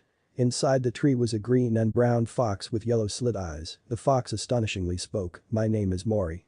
Do not be alarmed, I am not here to harm you. Instead I was asked by my master to deliver a message on behalf of the Uzukage. The female Hokage unlatched the container on the side of his collar and read the scroll. A smile that rivaled Naruto appeared on the Fire Shadow's face. She told her answer to Mori, tell Uzukage Dono, I accept. You were always a genius, Kushina. Just like Minato and Naruto. Izushio. When is Tusan coming back? Masami asked in joyful tears. Kenshin replied, tomorrow at 10:25 p.m. Alright, enough crying. I didn't raise my children to cry during every happy moment, so Naruto, I heard you met a certain Hyuga, Kushina teased her son. Naruto nervously replied, oh, ha ha ha ha. About that, can we discuss at dinner? Sure, I'll help you cook, while Kenshin and Masami set the table. But before you do, I recommend you take a shower. The Uzumaki family got bathed, prepared the table, cooked, and began to eat. The silence was broken by Naruto keeping his promise, so after the preliminary round, I asked Hinata Hyuga. As soon as Naruto said that, Masami, Kenshin, and Kushina spit out their drinks, Hinata Hyuga on a date, which is at 8:35. They couldn't believe it, Naruto had got a date with the Hyuga heiress, the girl he had admired secretly for 16 years. After Kenshin was done pounding his chest, he couldn't be any prouder, Naruto my boy. I am so proud of you. So Ni-san, when's the wedding? The female teen Uzumaki teased asked. Kushina encouraged her daughter's teasing, I agree, when will I have grandbabies? Naruto couldn't take it anymore, it was even worse than him and Sayu. Yeah, bye, the blonde disappeared in a yellow blur. And the next thing they knew a room door was locked. This left the rest eating and talking without Naruto. The situation left Kushina only thinking one thing, just like Minato-kun. Naruto's room. After the blonde Jinchuriki moved into his new room 3 years ago, he made a lot of changes. The major one was him actually keeping it clean, half of the room being full of weapons and the other half with teen stuff. After locking the door, he just plopped down into his chair. His desk was full of his father's, grandfather's, and great-aunt Mito's notes on ceiling. The notes were about saving the Kurama, demonic Fuinjutsu, and advanced Fuinjutsu. In the past 2 days, he had got nowhere. It seems crazy, but usually he could solve any Fuinjutsu in several hours, it was in his blood after all. Damn, 2 days and nothing. How can I protect my family when I can't even save my best friend? He started to tear up, not cry. Just tears of sadness. Don't worry kid, I will be alright. Don't give me that bullshit Kurama. You know after your chakra fades, it will 900 years for you to reform. I've read enough lore to know that it takes 100 years per tale when their chakra completely fades. I can't save you, god damn it. Naruto yelled at Kyuubi mentally. In spite of emotions of loss, not anger. Kurama understood his container and best friend better than anyone, so he was not mad. Trust me Naruto, you will think of something. How do you know? Because it's in your blood. You are stubborn and relentless from your mother. Skilled in caring for all life like your father. Naruto was left aghast, the fox's words gave him determination like none before. I am sorry Kurama, now let's do this, the blonde continued to study and test hundreds of other seals. He fell asleep with his face literally buried in ink, paper, and notes. This boy Kurama started chuckling at his attitude, he will become an even greater than Minato. Next morning. YAWN ugh what the hell, Naruto found ink dried all over his face and hands, perfect, I fall asleep on ink for 10 hours. I wonder how many hours it will take to wash it out. 2.5 hours, Kid Kurama chuckled when Naruto mumbled smart ass fox. Naruto got up and walked to the bathroom to brush and prepare for the day. Everything was going fine until Naruto noticed the sun's position from the window and asked Kenshin the time, hey Iro Kenshi, what time is it? The sun is fading, isn't it 1:26? Kenshin twitched his eye at the nickname, don't call me that brat. And for your information it's actually 6:26 p.m. Oh shit. My date with Hinata-chan is in 2 hours and I still have ink on my face. Thank you Iro Kenshi. After ignoring the damn you Naruto being yelled at him, he created 2 shadow clones to help clean his face, 5 to pick out his clothes, and 4 to buy cologne, call in a favor for the restaurant, and create a gift for Hinata. When Naruto was done his hair was slicked back but still spiky. His suit consisted of a white cotton dress shirt, a velvet tie with a partial swirl design, black dress pants with a genjutsu for his kunai pouch, and a pure black jacket with golden cufflinks in the design of a fox head. Damn, not bad. What do you think Kurama? I couldn't agree more. As Naruto walked past the Izushio civilian population to the Golden Garden, he got a lot of approving looks and blushes from the locals, mainly from the female population. The same was for Hinata coming from the male population. There were certain sighs of disappointment that both were taken once Naruto took her hand. The Hyuga heiress wore a dark purple dress with black sash around her waist, her skirt ended 2 inches above her knees. To go with the dress she wore a sapphire ring on her left hand and black boots that reached about 2 inches past her shin. The dress fit her snugly show some curves. Naruto was taken aback by her beauty, Hinata-chan. Said Hyuga blushed and asked, what do you think, Naruto-kun? The equally blushed Uzumaki replied, you are prettier than any woman I have ever met or will meet. So shall we enter? In response, Hinata grabbed Naruto's arm and tilted her head against it. The teen couple walked through the revolving doors to the reservation desk. Table for 2 under Uzumaki, follow me Uzumaki-sama, Naruto and Hinata followed the waiter to their table. The table was a decent-sized circular table with white cloth, a romantic fire-lit candle, and yes, folded napkins. The scenery was classic from the traditional paintings, yet romantic from the violin music and lighting. After around 2 minutes a waitress approached to their table, hello, my name is Naruto realized who it was and interrupted, Sayu Naruto. What are you doing here what are you doing here? Date work, both told each other in cinch. When they were clear away from cinch they continued their answers. Naruto went first, I'm on a date with Hinata, said Hyuga waved high. Then Sayu replied, nice, I work here every Saturday, so I can keep my life from completely being taken over by shinobi work. There was an awkward silence for around 3 minutes, Sayu did her job, so my name is Sayu, and tonight I will be your waitress. May I have your orders? Hinata spoke, yes I will have the tonkatsu with light sake.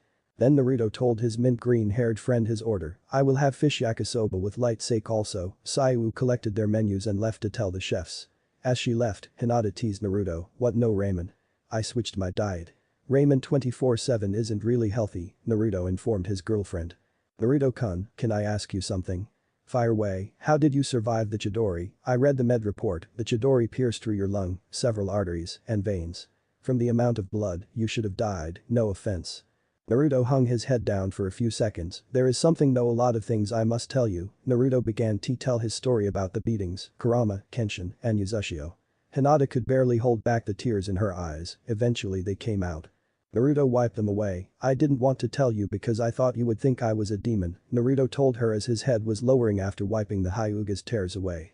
His head was raised by Hinata who spoke, I have always loved you for your heart and determination. And that is a love that will stop, their faces grew closer and continued to, alright, tonkatsu for Hinata. And fish yakisoba for the Naruto. Followed by light sake from the wave, Sayu spoke until she realized what almost happened. Oh crap. Naruto almost kissed Hinata, and I ruined. I will have to apologize to him later. As Sayu left, she mouthed sorry which was accepted by Naruto who nodded. So close, Kid Kurama, stay out of this. Okay, bye. The couple ate their meal and drank their sake. Naruto made sure that Hinata was not wasted like Sayu several days ago. The two also gossiped a bit on what happened during the 3 years. They finished and Naruto paid the bill. He also included a generous tip to Sayu. The blonde walked Hinata to the hotel. Before she entered the building, Naruto realized what he had planned. Hinata, wait. I want to give you something. Naruto reached for a small black box in his pocket. When he opened the box, it contained a gold necklace in the shape of a curled fox. I made this for you. It has a hidden teleportation seal. Whenever you need me, focus chakra and I will always be there for you. It's beautiful, Naruto-kun, Hinata read the back. There was an engraving that read to Hinata, "Hey girl I love the most." The young Hyuga got a mischievous grin, "Hey Naruto-kun, I never got dessert." Naruto realized his mistake, we can go to MMMFFF. The next thing he saw was Hinata Hyuga kissing him. AN equals Naruhina fans, this good. Because there will be more. Hinata stuck her tongue in his mouth and Naruto did the same. After several minutes, they broke for air. Hinata spoke with a very satisfied face, "That will do, good night Naruto-kun." The heiress left into the building to her hotel room, leaving Naruto with a very shocked look. Said blonde started jumping into the air in celebration. His pure dragon chakra started unconsciously leaking as he danced his way home. In his house Kurama spoke to him, "That girl has some of the purest souls in existence. I feel like sealing it into an object to keep her immortal." Naruto got an idea, "Kurama, is that possible?" "Yeah, that is how we can save you. We can seal you into something and you will live forever. Let's get started. Kid, do it in the morning, or else you could ruin your face with even more with Inko-K Kurama, good night." "Good night kid. He is a genius." And slept thinking of saving his best friend and of the details of his first kiss. The taste, the excitement, the touch, and the realization. Oh did he sleep well that night. Next morning. The blonde Jinchuriki couldn't control the look on his face that was a cross between happy and dumb. So he put up a Jinjutsu and got ready to meet up with his friends. Of course Ryu, the top Jinjutsu specialist, noticed the Jinjutsu and released it, revealing the look on his face. Masami realized about his date last night so she spoke, "So Naruto Nyasan, mind telling us how you lost your?" Naruto stopped her before she finished and the rest got any ideas, "Shut up Masami Nisan." "Alright, calm down." Yudik ordered, him being the most mature out of them, "The Yuzukage has information for us, all 6 teenagers either teleported or shushened." "You called us Kasan Yuzukage-sama?" The teens asked, one just stood silent Ryu, "He can't speak of course." "Due to a new peace treaty, the final exams will be moved to Naruto's birth village." Kushina spoke. "Wait, that means?" Sayu realized and said out loud until Naruto finished for her. "You are going back to Konoha, with me," spoke a voice in the shadows. The figure emerged and was Minato Namikaze. "Dusan." Masami and Naruto yelled as they tackled him into a hug. Chapter end. Chapter begin. Everyone in the room beside Naruto, Masami, and Kushina were shocked. Minato and Namikaze, the yellow FF flash, Akaru asked partially in fear. The Namikaze replied, "In the flesh. I was revived by the Reaper Death Seal last night." While a special someone had a date with a certain Hyuga heiress, Minato walked up to Naruto. "We can sort that out on the road. Are we gonna go to Konoha or not? I've been waiting 3 years to see Iruka-sensei, Bachan, Kakashi-sensei, Tuchi, and Am," Naruto said with nervousness followed by a burning passion. Minato sighed, he was just like him and Kushina. Caring and positive like him, stubborn and relentless like Kushina. "Alright, all of you pack up. It's a 3-day trip. 1 by land, 1 by sea, and 1 by land again." "Alright." The hyperactive blonde yelled. Hugh montage, Teen Titans Go to Japan style, music. Kizuna Drive opening. The link is in my profile, the last one. Naruto teleported to his room using the Flying Thunder God, surprising Minato. He packed his toothbrush, his old jumpsuit and goggles, several bento boxes, extra shuriken and kunai, scrolls, his Dragon Knight belt, and spare clothes. "I'm coming Konoha." Masami just ran to her room. She packed lots of clothes, her spare swords, kunai and shuriken, 1 pillow, several bento boxes, a toothbrush, her Darkwing Knight sword, and some energy bars. The rest did the same. Kenshin grabbed a folder full of official papers, a small pillow, scrolls, a katana, a lot of weapons, his ornate gauntlet and short sword, some flowers sealed into a scroll, and spare clothes. They all got to the north gate with Team 10 and 8. Hinata walked up to Naruto and gave him a kiss on the cheek and whispered, "How was dessert?" Naruto just blushed. Chaoji asked who the person in the hood was. It was actually the dead Yondaime. Minato wore a hood and hinged into a regular male with black eyes and brown hair. His story was that he was a traveler whose next stop was Konoha. Everything was fine until Ino realized, "Where's Team 7? She was unsure until she saw Naruto's evil grin. "Oh my god. What did Naruto do?" Ino thought. Just then she saw Team 7. Everyone laughed at them. Naruto pranked them in less than 1 minute. Sasuke's hair was dyed neon pink, his shirt was magenta, and red geisha has rule in white. All of Sakura's clothes and hair were dyed black, she had black nail polish, and the back of her shirt read "I love perverts." She was constantly muttering "I'm going to be alright." Both of them would have a problem once they arrived in Konoha. But Sai was left untouched, most likely because Naruto had trusted him. "Now that Team 7 is here we can set out to the journey," Naruto told the rest of the group. After 35 minutes of walking Naruto stopped too because he saw a note hanging from his backpack. It read. "Dear Sachi. I will not be in Konoha until the final exam round starts. When the time comes I will come due to my political position as a cage. Don't feel down. Kenshin and Minato-kun can train you and your sister. If you are wondering how Minato-kun has a knight, it is because Minato-kun's great-great-great-grandfather's aunt was in Uzumaki. It is rare for a distant lineage member to gain member but not impossible. He has a Dolmia the Sun King, but Minato-kun will explain later. Also, to decrease the size of your transformation just think of being the small and you will turn your regular size. And to reverse it, just think of the something big. Remember, the knights have their own spirit, communicate with them mentally. They will help you. Share this with Masami and Masami alone. Kenshin and Minato-kun already know. Good luck. Love. Hasan." Naruto smiled and showed the note to Masami who her brother, "Thank you Naruto Nai-san." Naruto just politely replied, "No problem, Imauto." He ruffled her crimson hair and was playfully punched on the arm. Naruto caught up with Hinata and talked with her, "So about last night, what about it Naruto-kun? It was amazing, yes, but there is something I never got to tell you, and I can't tell you yet. Because you wouldn't believe me. So I will show, but not now. Soon." The Hyuga heiress just pouted like a child. The two continued to talk as a couple. Their conversation included talk about techniques, family, Konoha, and their future. Hinata never felt so happy in her life, she didn't have to observe Naruto from a distance anymore. She could talk to him occasionally getting blushes and rarely fainting. And the best part about it was that she had 3 days with Naruto alone. Little did people know, but Hinata had a secret perverted side just like her mother. The group's journey continued for about 5 hours until an ambush by 40 or so bandits. Naruto, Masami, Kenshin, Ryu, Akaru, Sayu, and Yuta all thought the same thing evilly. "Thank you Kami for this gift of bloodlust." Kenshin made 12 hand seals that Naruto had seen once only 12 years ago. When he was done he spoke, Uzumaki art. Shinigami judgment. This time Naruto saw his eyes, his sclera turned black, his pupil and iris became pure white with a black 4-pointed star. In his vision all the bandits became highlighted in red and Kenshin got quick memories of all the wrong they had done. Except for one who was highlighted in yellow. When his eyes returned to normal, Kenshin yelled, "Kill them all. Leave the short one with brown eyes and black ponytail alive, or I will kill you personally in the most painful way possible." The Uzushio and Konoha nins understood and attacked the rest.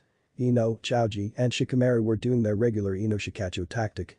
Hinata was using her Iwajuikin, Shino was feeding his hive, and Kiba was shredding them with Akamaru. Sai just sat down and made ink beasts. Sasuke pyrused every bandit he saw with Chidori, but Sakura was frozen when she killed her first bandit. At the sight of blood, she began to shake and paralyze. A tall and large bandit came up behind her with a knife, attempting to stab her. He was 2 inches away until his arm was sliced off by a red and black sword with a demon look to it. It was Naruto who literally flashed all over the place chopping, slashing, shredding, and overall destroying every bandit he saw.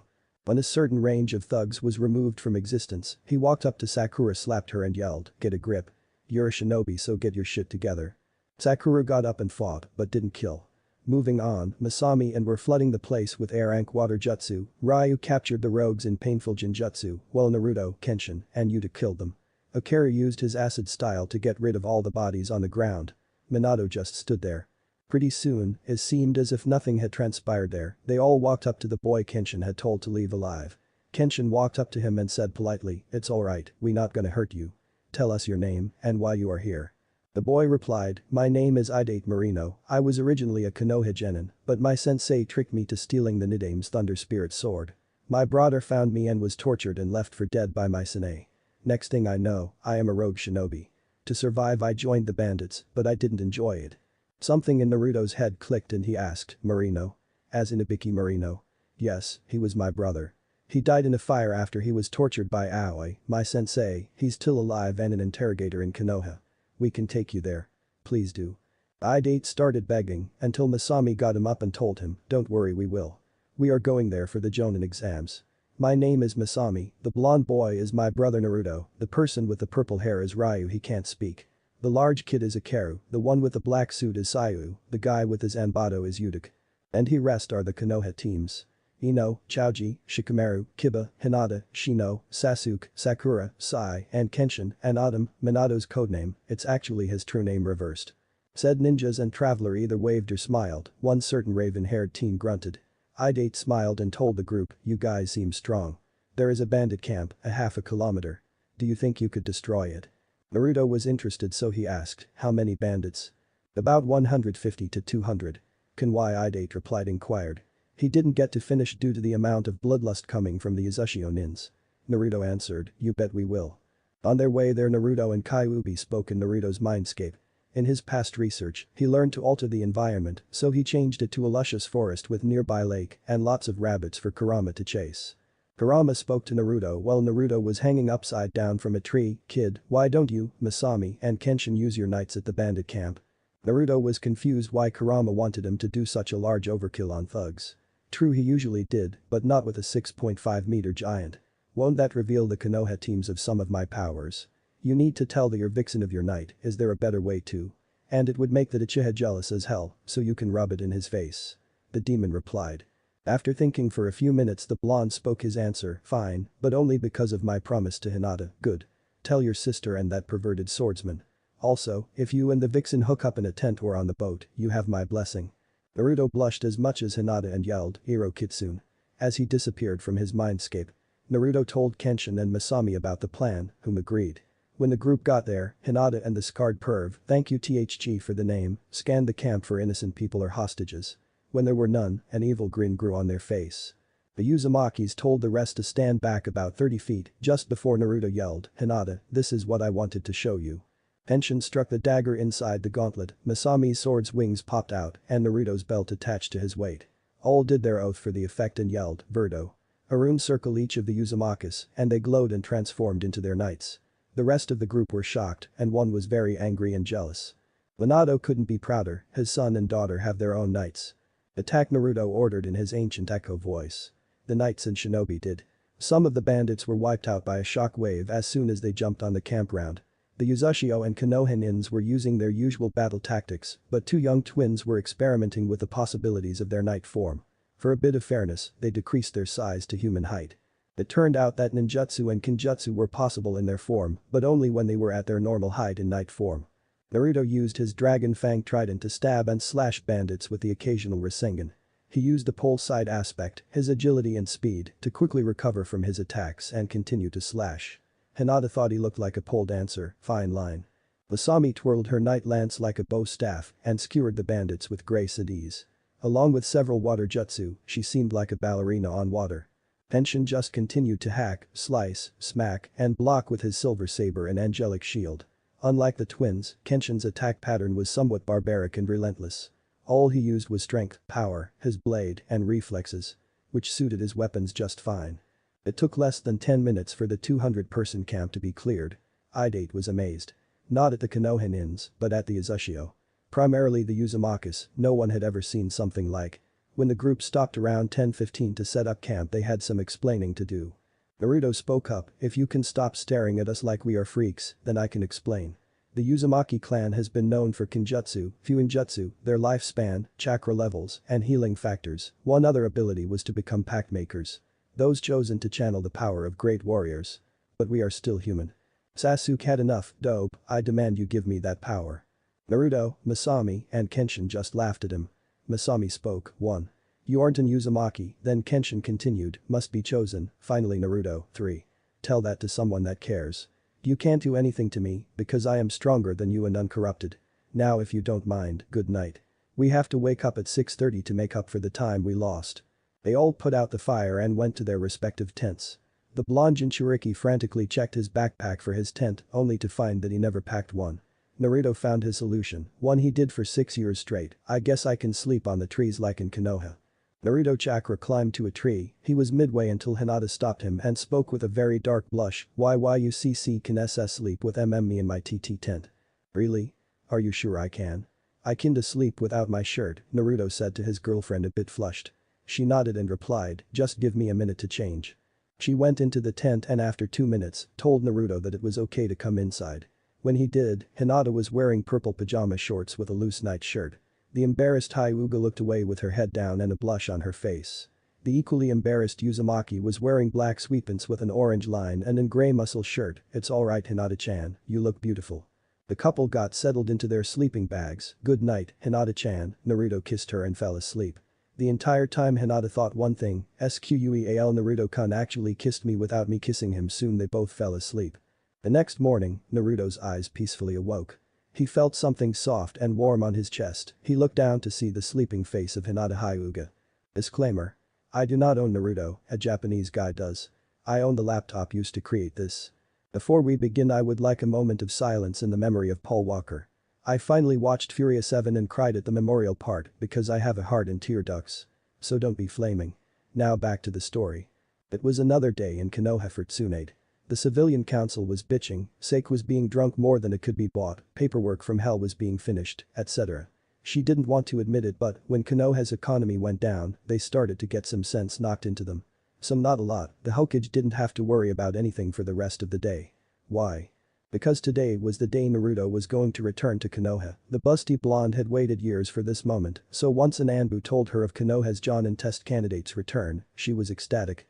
Enough so that she shushed into the west gate. Iruka was walking around as usual remembering his times with Naruto until he saw Konohamaru running towards the west gate. The boy just stopped to tell Iruka the news then ran off. The boss is here. 15 seconds later, Iruka was running with Konohamaru to the gate. Kakashi noticed all the commotion while he was with Kurenai, Asuma, Anko, Yuzuki, Genma, and Guy. So he followed the teacher and student, soon, so did the rest of the Jonin Anbu. When all of the group arrived they saw their teams, but in front of them were 7 they didn't recognize, that was until Kakashi saw the blonde hair and Yuzuki saw the 3 scars and red hair, Naruto Kenshin-kun. They 7 just walked with the rest to the west gate. When they got there it was mainly catching up, where were you when did you become a stud? How are you don't almost die like that, Gaki nice swords your flames burn brighter than ever.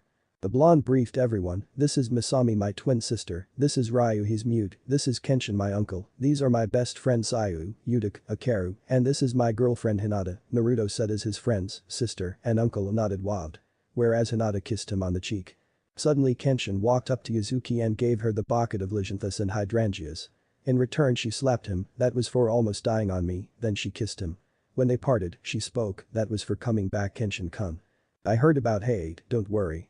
When I find that I was shinobi, I will make sure they wish their mother never opened her legsan. Furia 7 reference for the win. Suddenly an Anbu arrived, the Hokage, ninja and civilian council request your presence. They followed the Anbu to the meeting room. As soon as Naruto got there, he threw a senbon at Mibuyuki Haruno's throat and forementioned, before you say anything she was going to screech and it is just a paralyzing agent, he grabbed the senbon and it back into his pouch. Tsunade spoke up, we have gathered you here to analyze certain factors of your family. I believe you have a sister, am I right? Yes I do, she is known as the Crimson Wave Naruto said and was interrupted by a councilman, then she should be wed to the Uchiha. She is strong and will bear him with strong chill.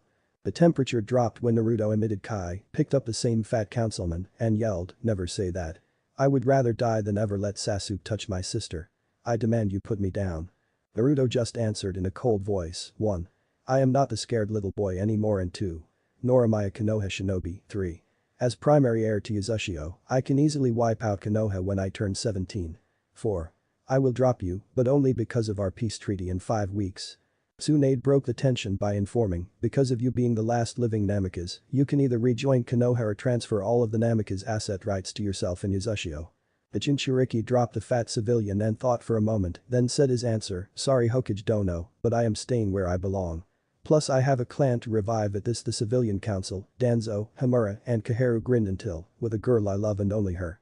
I don't want you sending whores after me so I Konoha can have super soldiers. Okay, we respect your decision. And there are 2 things that are rightfully yours, Tsunade informed and gave him the Shadame's necklace and his slashed Konoha forehead protector. Naruto put on the necklace and put his headband in his pouch, thank you Hokage-sama. But that Naruto and Masami left and Kenshin was left in the room. The council grinned at him, he just grabbed his sword and halfway yelled, you bastards better not even think about me helping you. I have my own girlfriend and I love her very much, so go to hell. He cyclone shoeshined out of the room. Danzo kept thinking, such power. I must have them en route. When Kenshin caught up with Masami she was worried and sweating what happened. Naruto Niacin just ran away, I lost him. Where could he be? Kenshin was unsure. I'm not sure. I haven't been to Konoha in 16 years, just then Hinata appeared and quietly spoke, I know where he is. The trio found him on Hokage Mountain, sitting on the Minato Namikaze's head. He just faced the village and spoke to his girlfriends, sister and uncle without facing them. I used to always come here 3 years. It just felt right and now I know I always sat on my father's hair. Masami inquired him, what's wrong Niacin? He just got up and said, everything is fucking wrong. The village, my past, my life, these bastards treated me like a demon throughout my life and now they come begging back at me. Especially those advisors and Danzo. He put his head down and the three saw tears falling on the ground. Minato ran and hugged Naruto and told him, you haven't done anything wrong Naruto. Minato-sama sealed the Kyuubi inside you for a reason. He knew his son could master the power and use it for the right purposes. Kenshin walked up and informed, don't worry, oi, nephew, they will get their time. Naruto just responded by getting out of their grip and saying, they want a demon, they're gonna get one. Naruto released some dark chakra, then calmed down to say, let's go to the hotel, I'm tired as hell. Next day. Nai-san get up. Masami yelled at a very exhausted Naruto. He didn't move so the redhead twin grabbed a pillow, used water style. Water bullet on the pillow and threw it at Naruto. He just unconsciously caught the pillow and threw it somewhere hitting Kenshin who spilled his green tea on his pants. Nai-san, the combatants for the final round have been announced. Instantly Naruto got up, brushed, made his hair, changed his clothes, ate breakfast, grabbed his sister's arm and left for the arena. Kids was what the scarred uncle thought as he changed his clothes too from the stain. When Naruto and Masami arrived, it was a crowd of shinobi and civilians. Most of the shinobi respected Naruto for his sacrifice, but the civilians still hated him. Naruto just stood on top of the arena and wrote something on paper. He gave the paper to Masami, it read. Dear citizens of Konoha. The fighters for the Jonin exams have officially been announced in 1 week. 1. Saiyu Shinarashi vs Hinata Hyuga. 2. Uchiha Sasuke vs Uzumaki Masami. 3. Okaru Hadouki vs Shino Brame. 4. Naruto Uzumaki vs Yuta Hayabusa. 5. Shikamaru Nara vs Teamo Arazu. We request that manners are maintained due to the visit of the Uzukage, Reikage, and Kazekage for a new peace treaty. Thank you. Tsunade Senju. 5th Hokage. Masami was wondering how Naruto could see the notice when they were on top of the arena, and you saw this how? Simple, I sent chakra to my eyes, thus improving my vision further from Kurama's chakra infusion. Then I looked at the notice reflection and copied it upside down, Naruto said as his eyes returned to his normal steel blue slits instead of the blood red ones. Masami realized something, how's Kurama-san? Naruto just spoke in a glad voice, I saved him, Masami couldn't believe it so he explained. Flashback no jutsu. Kurama, are you ready for this? I'll be alright, but I'm worried about you. The seal strain of my soul could kill you. Worth a try. You can't live life to the fullest without a couple risks. Okay, let's begin Uzumaki art. Angelic Soul Seal. The ceiling started, Kanjus glowed in white around Naruto and red around Soul Redeemer. He screamed from the pain, Kurama was right about the strain. Kurama's form became like a ghost, but it was scaled down to the Akamaru size. Naruto, why did you use the Angelic Soul Seal? It's not meant for demons. It's gonna kill you. Naruto barely answered, why you're NN not a demon. SOUWW won't be sealed like one. Naruto screamed out in pain, the fox could only watch as the blonde was inflicted with pain. Soon the nine-tailed fox was absorbed into the sword. The sword's form shifted and glowed with purple energy. When it was done, it had a handle 1 foot long covered in black material. The blade was still black, but was also outlined in red. Above the hilt was a half-cross and curved blade, made protect the user's fingers, AN. Imagine Elucidator but black and red. The most noticeable thing was the kanji on the blade that said Kyuubi on one side and Soul Judgment on the other. Kurama. Stupid brat, you could have died. Well if I did then you would have lived. Plus it was either me or none fine, but get some sleep. You look like shit. Naruto just plopped on his bed like an anchor. Flashback no jutsu completed. Now Masami understood why Naruto was so tired and why he was a bit more carefree. But all in all she was happy. BONK idiot Niacin, you could have died. But it's good you saved Kurama. Why must you be like Kasan? The blonde said as he rubbed his head. Genetics. Does that mean you aren't a Jinchuriki? The female Uzumaki inquired. I sealed the will of Kurama's soul, not the will of his chakra. So technically I still am a Jinchuriki, but Kurama is free partially until I die. Naruto said in a proud voice, let's go practice. The brother and sister headed for training field 7. They started by Kenjutsu katas. Masami and Naruto were learning a 3-sword style called Devil's Blade. Then when they had mastered it, they would learn the 8-sword style called the Rapid Stinger. After their katas came the usual training exercises with gravity seals. By the time they started sparring it was 3 p.m, so duo stopped for lunch. They headed back into town, or you could say Naruto dragged Masami to Ichiraku Ramen. Come on, Masami. Just try it. Masami struggled to get out of her brother's grip, damn Kenshin and his grip training. Every day he greeted you with a handshake that rivaled Swan's punch in strength. Eventually, you get used to a correct grip to support Kenjutsu. But what about the Achimichi barbecue? Can we please try that later for dinner? Hurry, before the lunch rush. Masami felt herself be teleported. How did you put a seal tag when we are barely on our second day? The female asked. Shadow clone, Naruto simply said as he got into his seat and handed Masami a menu as he too took one. Old man, can I please get some miso ramen? The cook about in his mid-60s came out of the kitchen along with a girl in around 19, please don't call me that. My favorite customer used to call me that before he disappeared. Dusan, it's AM spoke in a very surprised voice. Naruto Uzumaki at your service. The blonde said as his grin grew, good to be back. Who is this Naruto? Your girlfriend?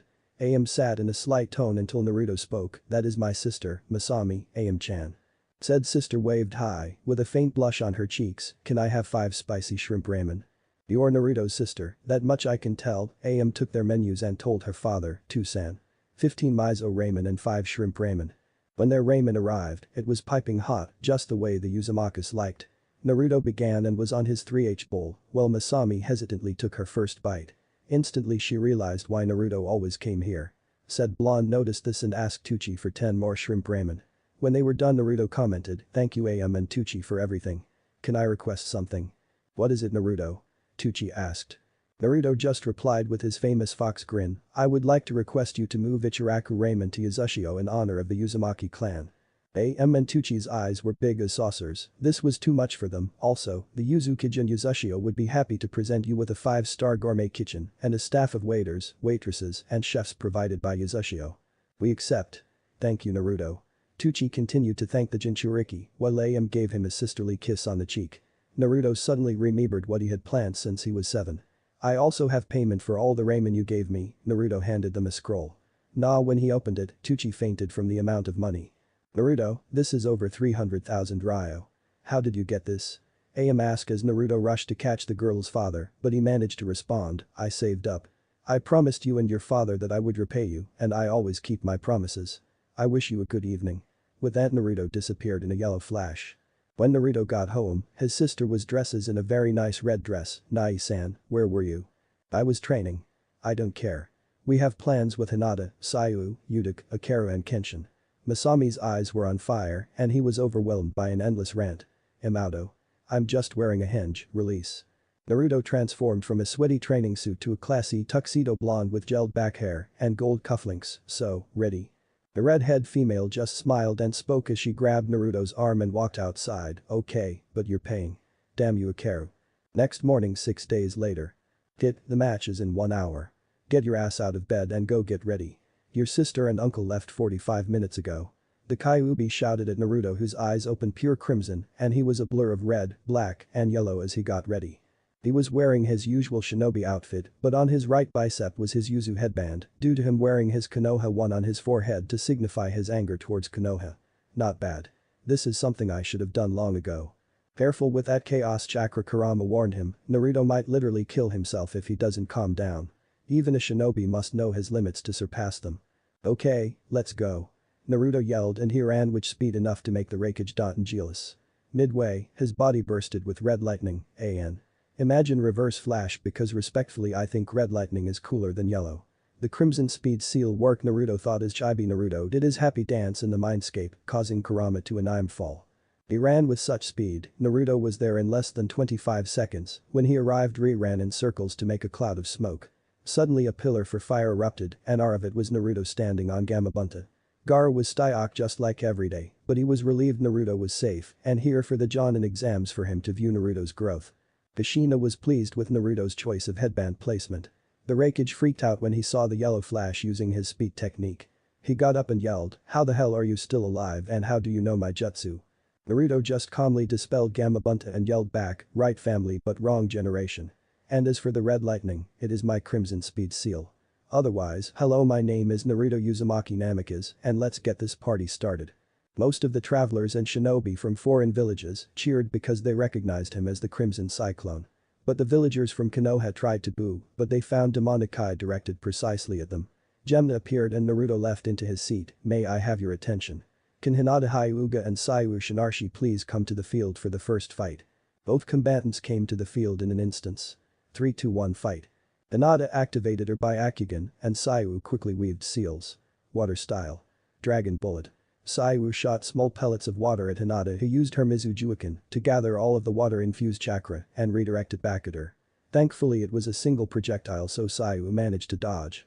Hinata ran at Saiyu with a kunai in her hand ready to throw. At a range of 2 feet, Hinata threw it at Sayu's feet.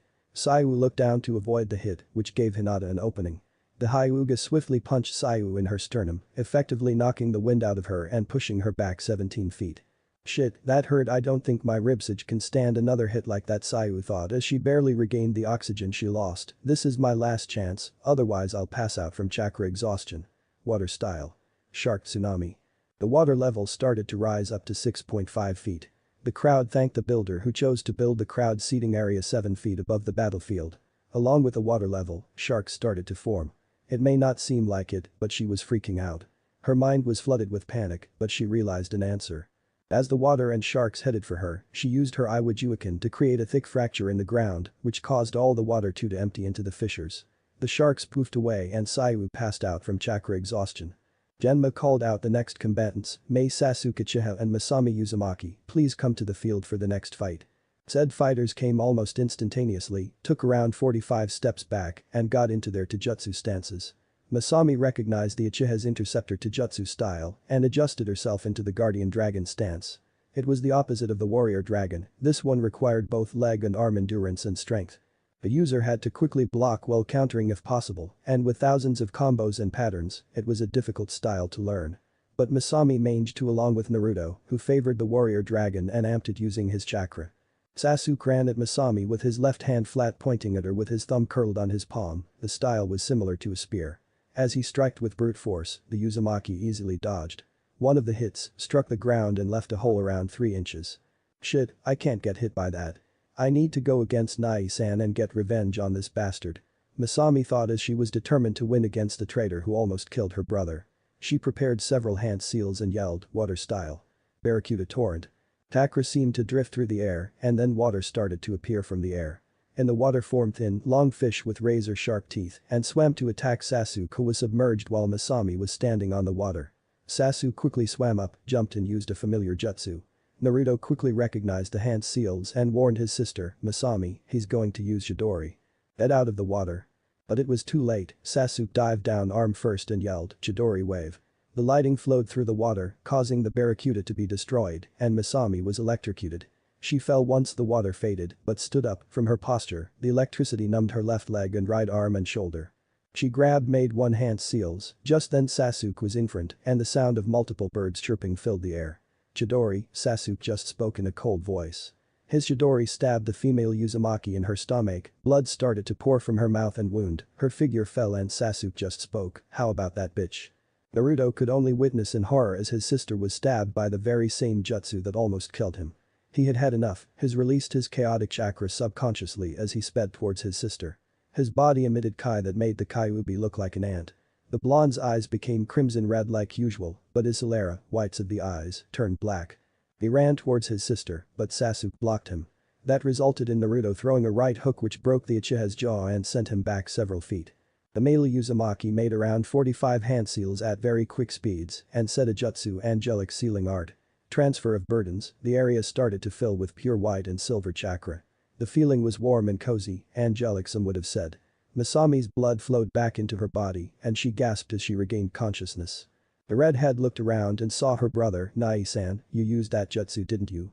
All the Jinchuriki weakly said was, Masami don't be so careless with anger and hatred, his abdomen started to burst out with blood and his mouth poured blood too. The crowd was shocked at what happened, a teenager had healed his sister from a very fatal wound, but something was wrong. The medic scurried and opened his shirt and cloak to reveal his chiseled chest and a hole in his stomach. But instead of continuing to bleed, the wound was closing and the bleeding was starting to stop. Red energy consumed his body and his skin burned as he went into his version 2 Kyuubi form with 5 tails. Konoha villagers were panicking from the return of the Kyuubi, but Naruto's Kyuubi chakra started to fade, revealing his pre-demon form with his animalistic features and his burnt skin, now quickly healing. He got up and acted like nothing happened. In the cage box, the Raikage was amazed of Yuzushio's shinobi. Yuzukage Dono, how did your shinobi do that? Kushina just answered with extreme proudness, he is a special case. Naruto used to be a Konoha shinobi, but was betrayed by the very shinobi that stabbed that girl who is actually his sister. And the same shinobi almost killed him during a retrieval mission to prevent him from going to Orochimaru. Gaara spoke up and asked, why would you have a traitor in your ranks? Tsunade just sighed and replied, the civilian council is pain. Them and the villagers all try to overpower me, but I manage. Gaara was mystified by one factor, how do you know so much about Naruto?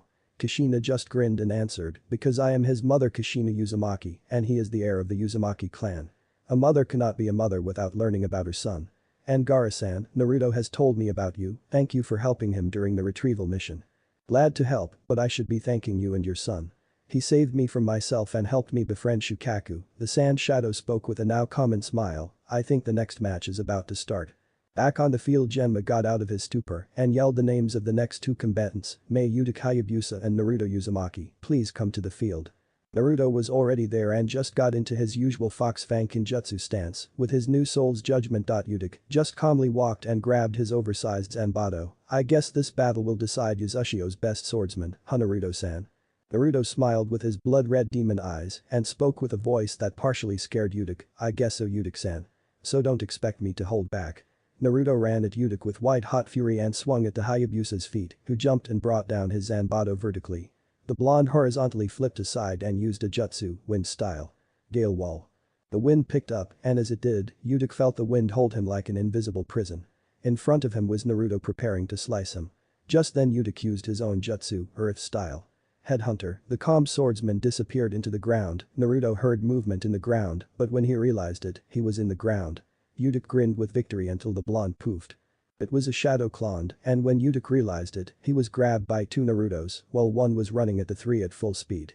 The Hayabusa swordsman was retrained, and with Naruto running at him, he was sure Naruto too wouldn't kill him, but it seemed like he would. Mazmai realized his and yelled at Naruto from the crowd, Nai-san what are you doing? The Naruto on the right was the real one and came to his senses just in time. So when T-charging clone slashed at Udik, Naruto jumped in front of him and took the blow and blood splashed everywhere. Udik yelled as he tried to stop the bleeding, I forfeit. The whole thing was a bloody mess just like before, and just like before Naruto began to heal. The medic on the left yelled at him, Kami kid, how many times are you gonna almost kill yourself? The Jinchuriki gave him a warm smile as he got up and spoke, 2 times more. And can you ask the girl with the red hair to get my second suit please? Mine is torn too much. Naruto's shinobi uniform had a huge hole and now a slash that had been extended for medical jutsu. So basically Naruto's front was shirtless, much to Hinata's displeasure due to the drooling female population. As he changed and took a shower in the locker room inside the arena, the cage began to talk. That boy of yours is amazing Kushina-san. The Raikage spoke with such intensity. The Uzukage thanked him, thank you A-san. I try to do the best for him because I have only known him for 3 years. It is a very touchy subject. I understand, I have had my fair share because of my little brother, B.A. replied. Gaara asked Tsunade and Kushina a question he was curious about, I thought Naruto had total control of the Kyuubi, so why did he partly lose control? Tsunade answered the first half, Naruto can lose control and unleash the Kyuubi's chakra based on his emotions of hatred, loss, and despair, then Kushina continued, he can actually only control 8 tails of the Kyuubi's chakra and he has 2 extra types of chakra. What I am about to tell you is very secretive that I hope you will keep secret. Naruto has inherited the Uzumaki clan Silver Dragon chakra. Eventually we found out that his dragon chakra mixed with the Kyuubi's chakra to create a chaos chakra of sorts. I hope you will keep this information private. The Kazekage was the first to speak, of course Kushina-san, I trust your son and he trusts me. So you can trust us. I agree. I owe you for what my forefathers did, I am sorry for what my country did. The Raikage informed in a sincere voice. They continued to talk about the current revelations and political issues until the next match. May Shikamaru Nara and Teamo Arazu come down to the field for the next battle? Genma yelled requested. Once both shinobi arrived at their respective distance, Teamo spoke, "Nara. Your and my clans were once united. Our abilities were opposites, and in the end we fought to see who was stronger. It was never decided due to our clan's immigration to Yazushio. But this battle will now decide it. Prepare yourself, Nara."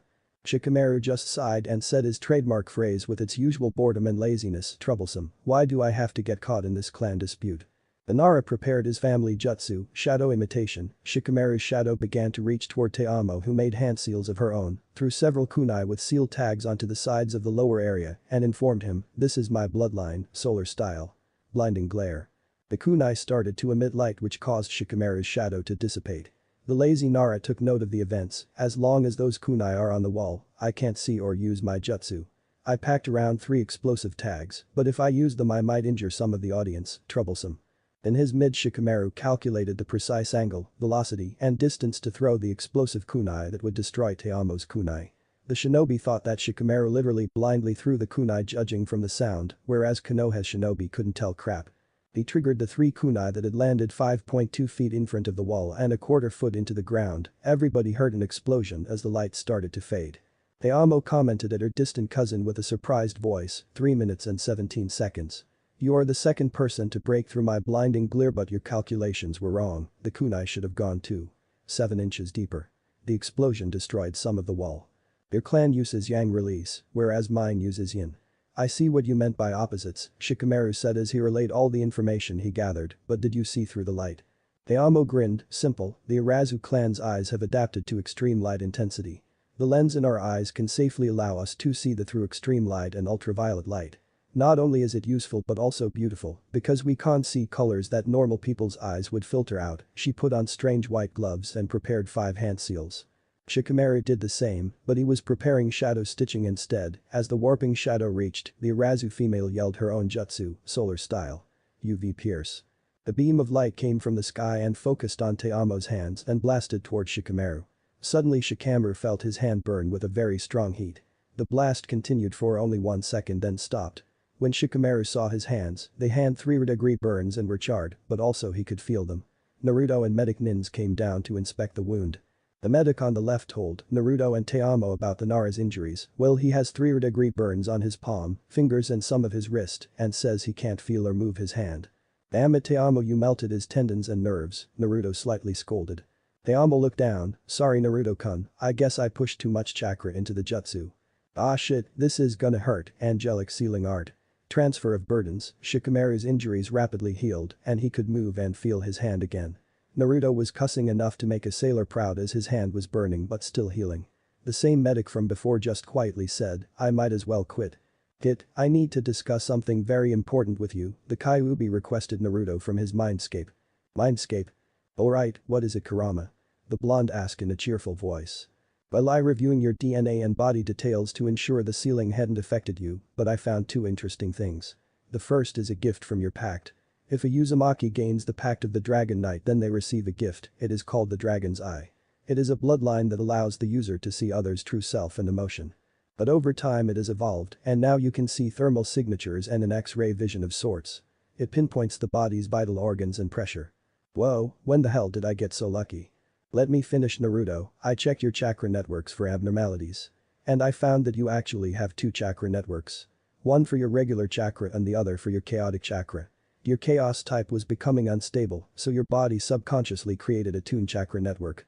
Due to this, you will need to control your emotions because it is triggered by hatred and anger like mine was.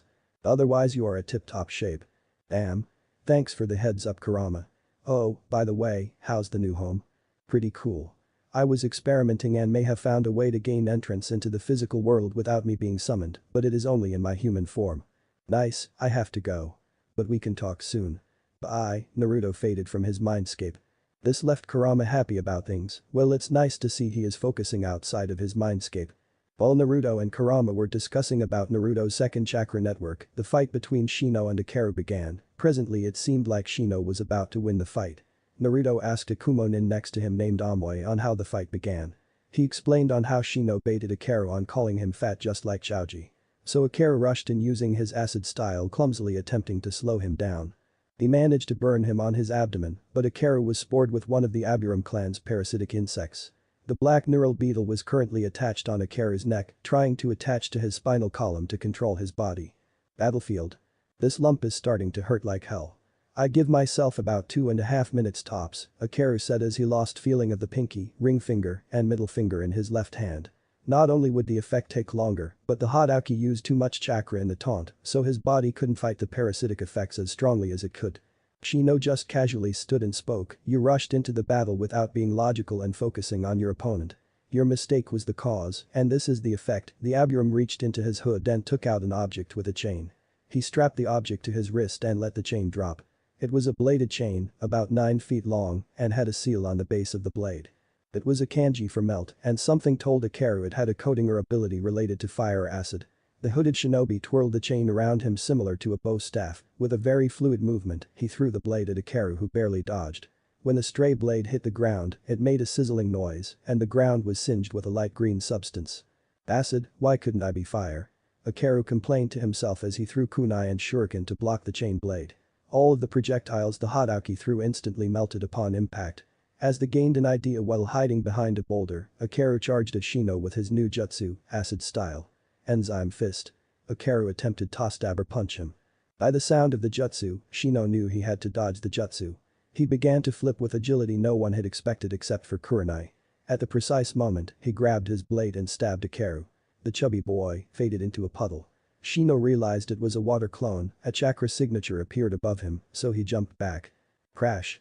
A huge crater occurred in front of Shino 2 feet away. As the figure inside the dust stood up, he threw his chain around Akaru and shut the chakra flow to the blade, so the blade didn't melt him.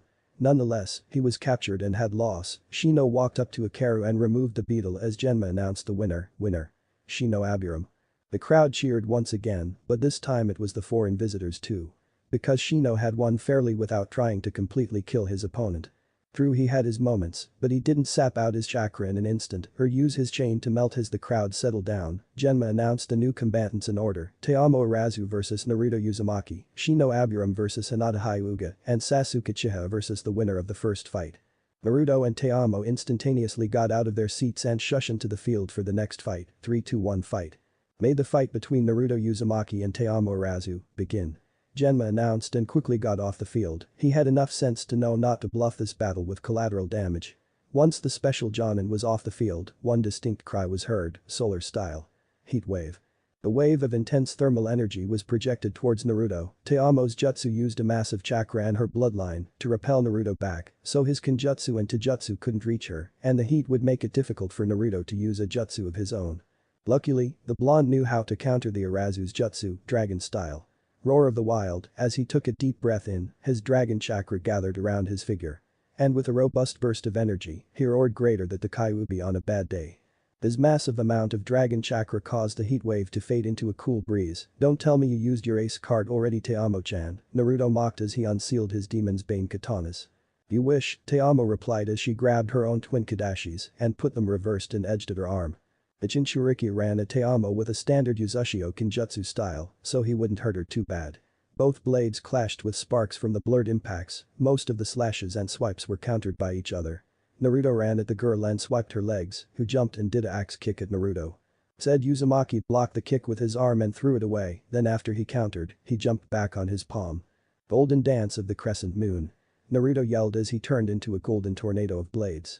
He quickly approached Teamo. She rapidly made hand seals for a defense jutsu, earth style. Earth wall.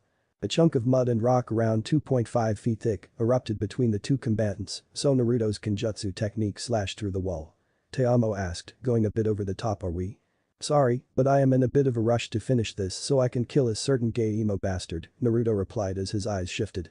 Not like the Kyuubi version, but different. His irises were luminescent green and altering in shades of greens with a hint of blue and yellow, and his pupils were slit. His vision was very different, it seemed to only focus on Teamo and not the crowd. Her body became highlighted at vital organs as yellow and pressure points in green. He found a quick pressure point and came up with a strategy for it. Naruto grabbed a kunai, slid his hand with it, let the blood fall on the ground, and spoke his jutsu, demon style. Blood clone. The two drops increased in size, formed into a figure, then their pigment grew into Naruto's color. They dispersed and attacked the Arazu air hands to blades. They circled around her 15 feet from her location, increasing in speed until Naruto became a blur.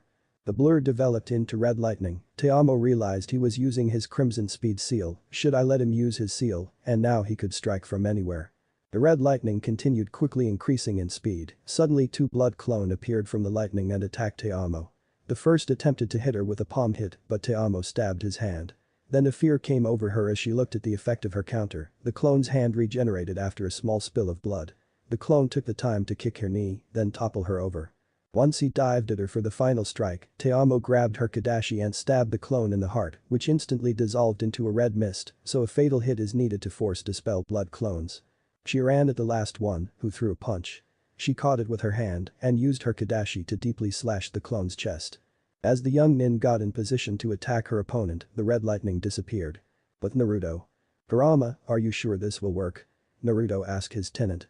Both came up with an idea while testing out the crimson speed seal. Theoretically, the speed seal should be able to generate enough energy to rip through the fabric of the present dimension, space and time, the Kyuubi explained. Here goes nothing. As the blonde continued to run, he ran through a sort of tunnel of bending light and darkness until he came across the arena with him in physical combat with Teamo. He ran at her, swiped her legs, and left into his present time. Naruto was in the medical bay applying ointment and gauze to his wounds. You just accomplished time travel. The Biju yelled in his head. So can you tell me what happened after I returned into my own time? When you returned, you instantly remembered our plan and held your sword at Teamo's throat, who surrendered. Then you were declared winner. The match was postponed back for 15 to 20 minutes because of your planned laxatives prank in Genma's sake, so you took the time to heal. And by the way, you used too much of your chakra because you are now healing 35% slower. Save it for the fight against the Uchiha. The giant chakra fox spoke but spat out with venom in the last word. Naruto acknowledged his words and left the mindscape. Okay, thanks. The blonde rushed to see Hinata's match against Shino. He arrived just before Genma ran out of the bathroom and allowed the match to start, made the match between Shino Aburam and Hinata Hyuga begin. The bug user allowed 5 beetles to burrow in the ground as he made one-handed seals, exponential growth. Shino spoke as his hands started to glow once they touched the ground. Hinata recognized the jutsu, he is using his chakra to accelerate the growth of his beetles. Now his bugs will attempt to protect him while his jutsu is complete.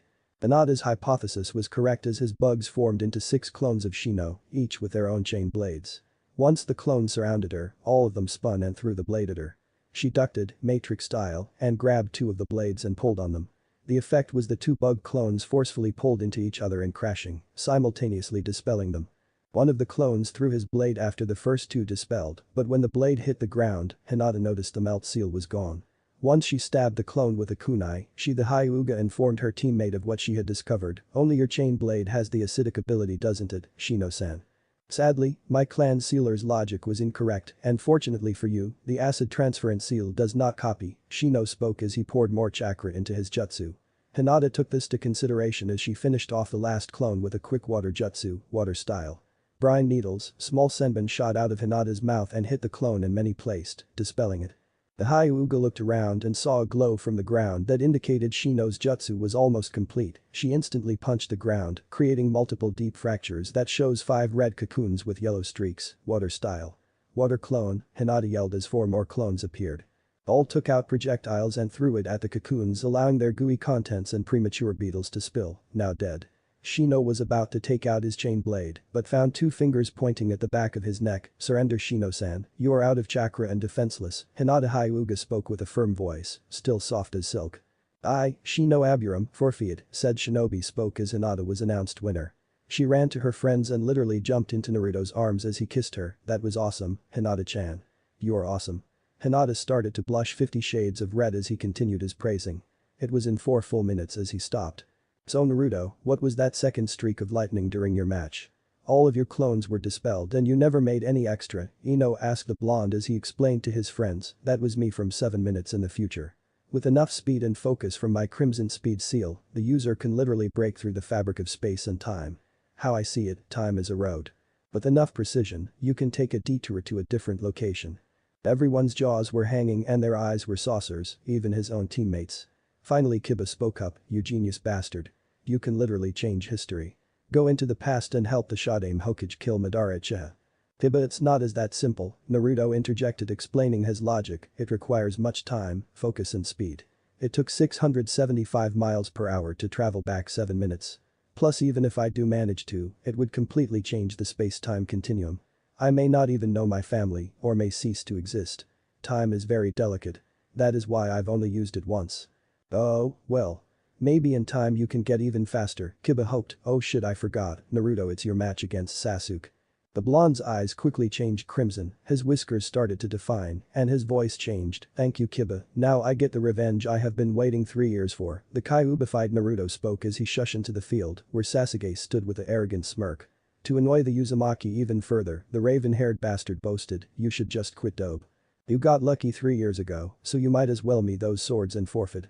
The Jinchuriki just chuckled in a dark voice and replied, if you want them, you will have to take them. Naruto ran at him with a kunai and swung at his right thigh, creating a moderately deep gash, causing the Uchiha to grunt in pain and attempt to avoid the continuous attack of his ex-teammate. Sasuke grabbed he kept in a scroll in his kunai pouch and unsealed it, revealing an ornate katana with rubies.